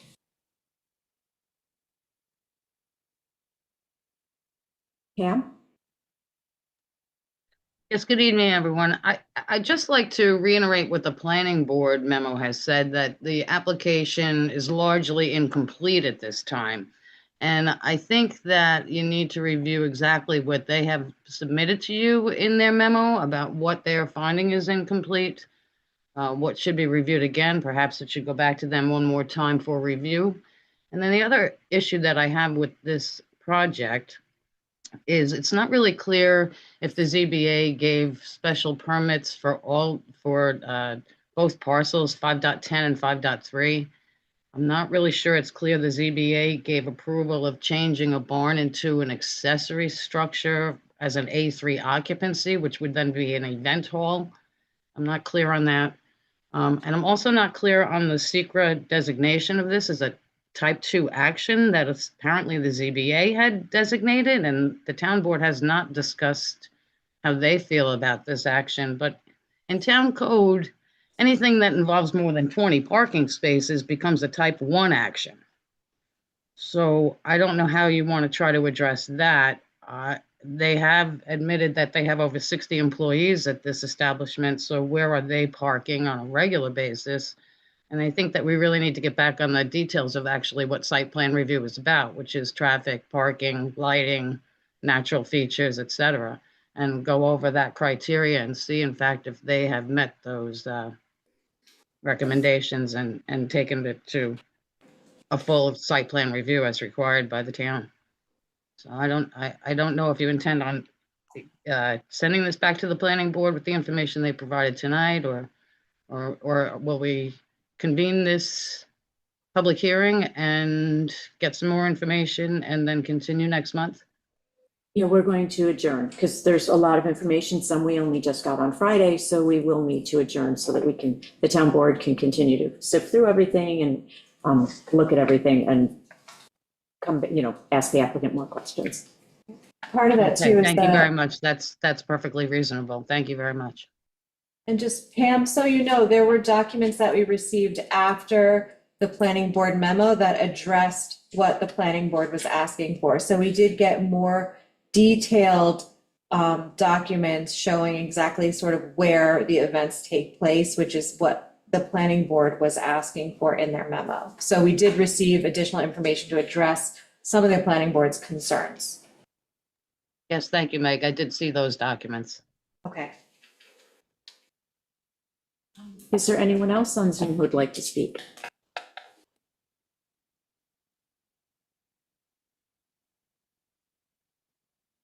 I'm presuming, Bob, Jeffy, you still have your hand raised from the first time, so I'm not.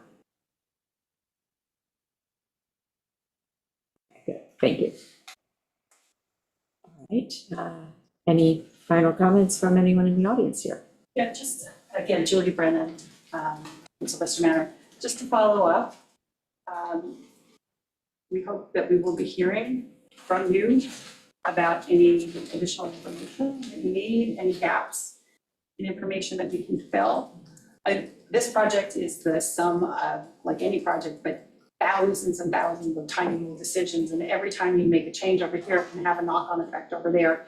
And so if there's places that we haven't covered to your satisfaction, let us know. Like I said, we want to get some tests about this. And we don't want to do anything that would adversely impact that location that we have devoted our lives to, our work lives to, and that we have great affection for anyway, and many people in the community have expressed that. I just wanted to invite you to send us any information, give us any feedback. Are you waiting for additional reports from different areas of site plan review? I just wanted to know what to expect. Teresa Mason is going to update her report this weekend. And then, as Meg said, we're going to look at the planning board memo again, just to double check and see like what came in subsequent to see if it's answered questions. Look at what you gave us. I want to, go back through each of the review standards myself and be like, okay, like, where is this? What are we doing? It's like, I've had all of this stuff like all over the place, and I've got it all like numbered now, thanks to Federico on the back. So it just needs more time to like just synthesize everything.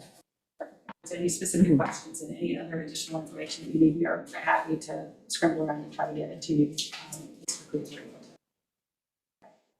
I just wanted to end, Michael Chapman said it really well, but the National Park Service is one of the organizations that kind of regulates us. We have to run all of our plans by the National Park Service. We have to run them by the State Historic Preservation Office. We have to run a lot of stuff by Suffolk County. We have a lot of people we have to run a lot of stuff by. This work that we're doing is focused on a tax lot and not on these places that have conservation easements, or we'd also have to run it by all of the people who have those conservation easements. But the Advisory Council on Historic Preservation has this to say about preservation. They say preservation stimulates community revitalization, heritage tourism, job creation, improved quality of life, greater shared knowledge about our past, and strengthened regional identity and local pride. We think the thing about how do we fit under the comprehensive plan, how do we fit under the goals that the town has for itself, that's our answer to that. That by preserving this property, we're fulfilling this idea of injecting some new life into this portion of the community in a responsible way, and with the plan that is thoroughly thought through and actually achievable, and not some pie in the sky idea, but something that we can actually accomplish. Thank you. Thank you. I just want to take a moment for the town board to just pull up my schedule on what we've got, like what we have scheduled for public hearings. Let's find it quickly. To see what we have on our plates for the April 4th meetings. There's 6, oh, you got those in front of you? April 6th, what is it? April 6th, I believe, is the next town board meeting.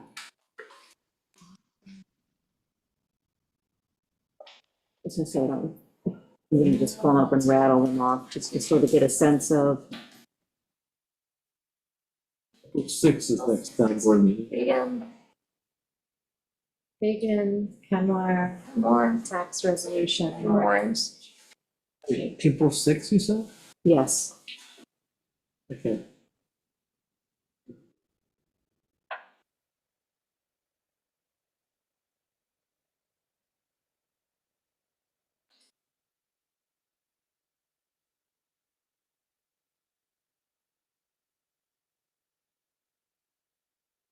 I'm sensitive to your needs to wanting to keep this moving forward because you've got these grants pending.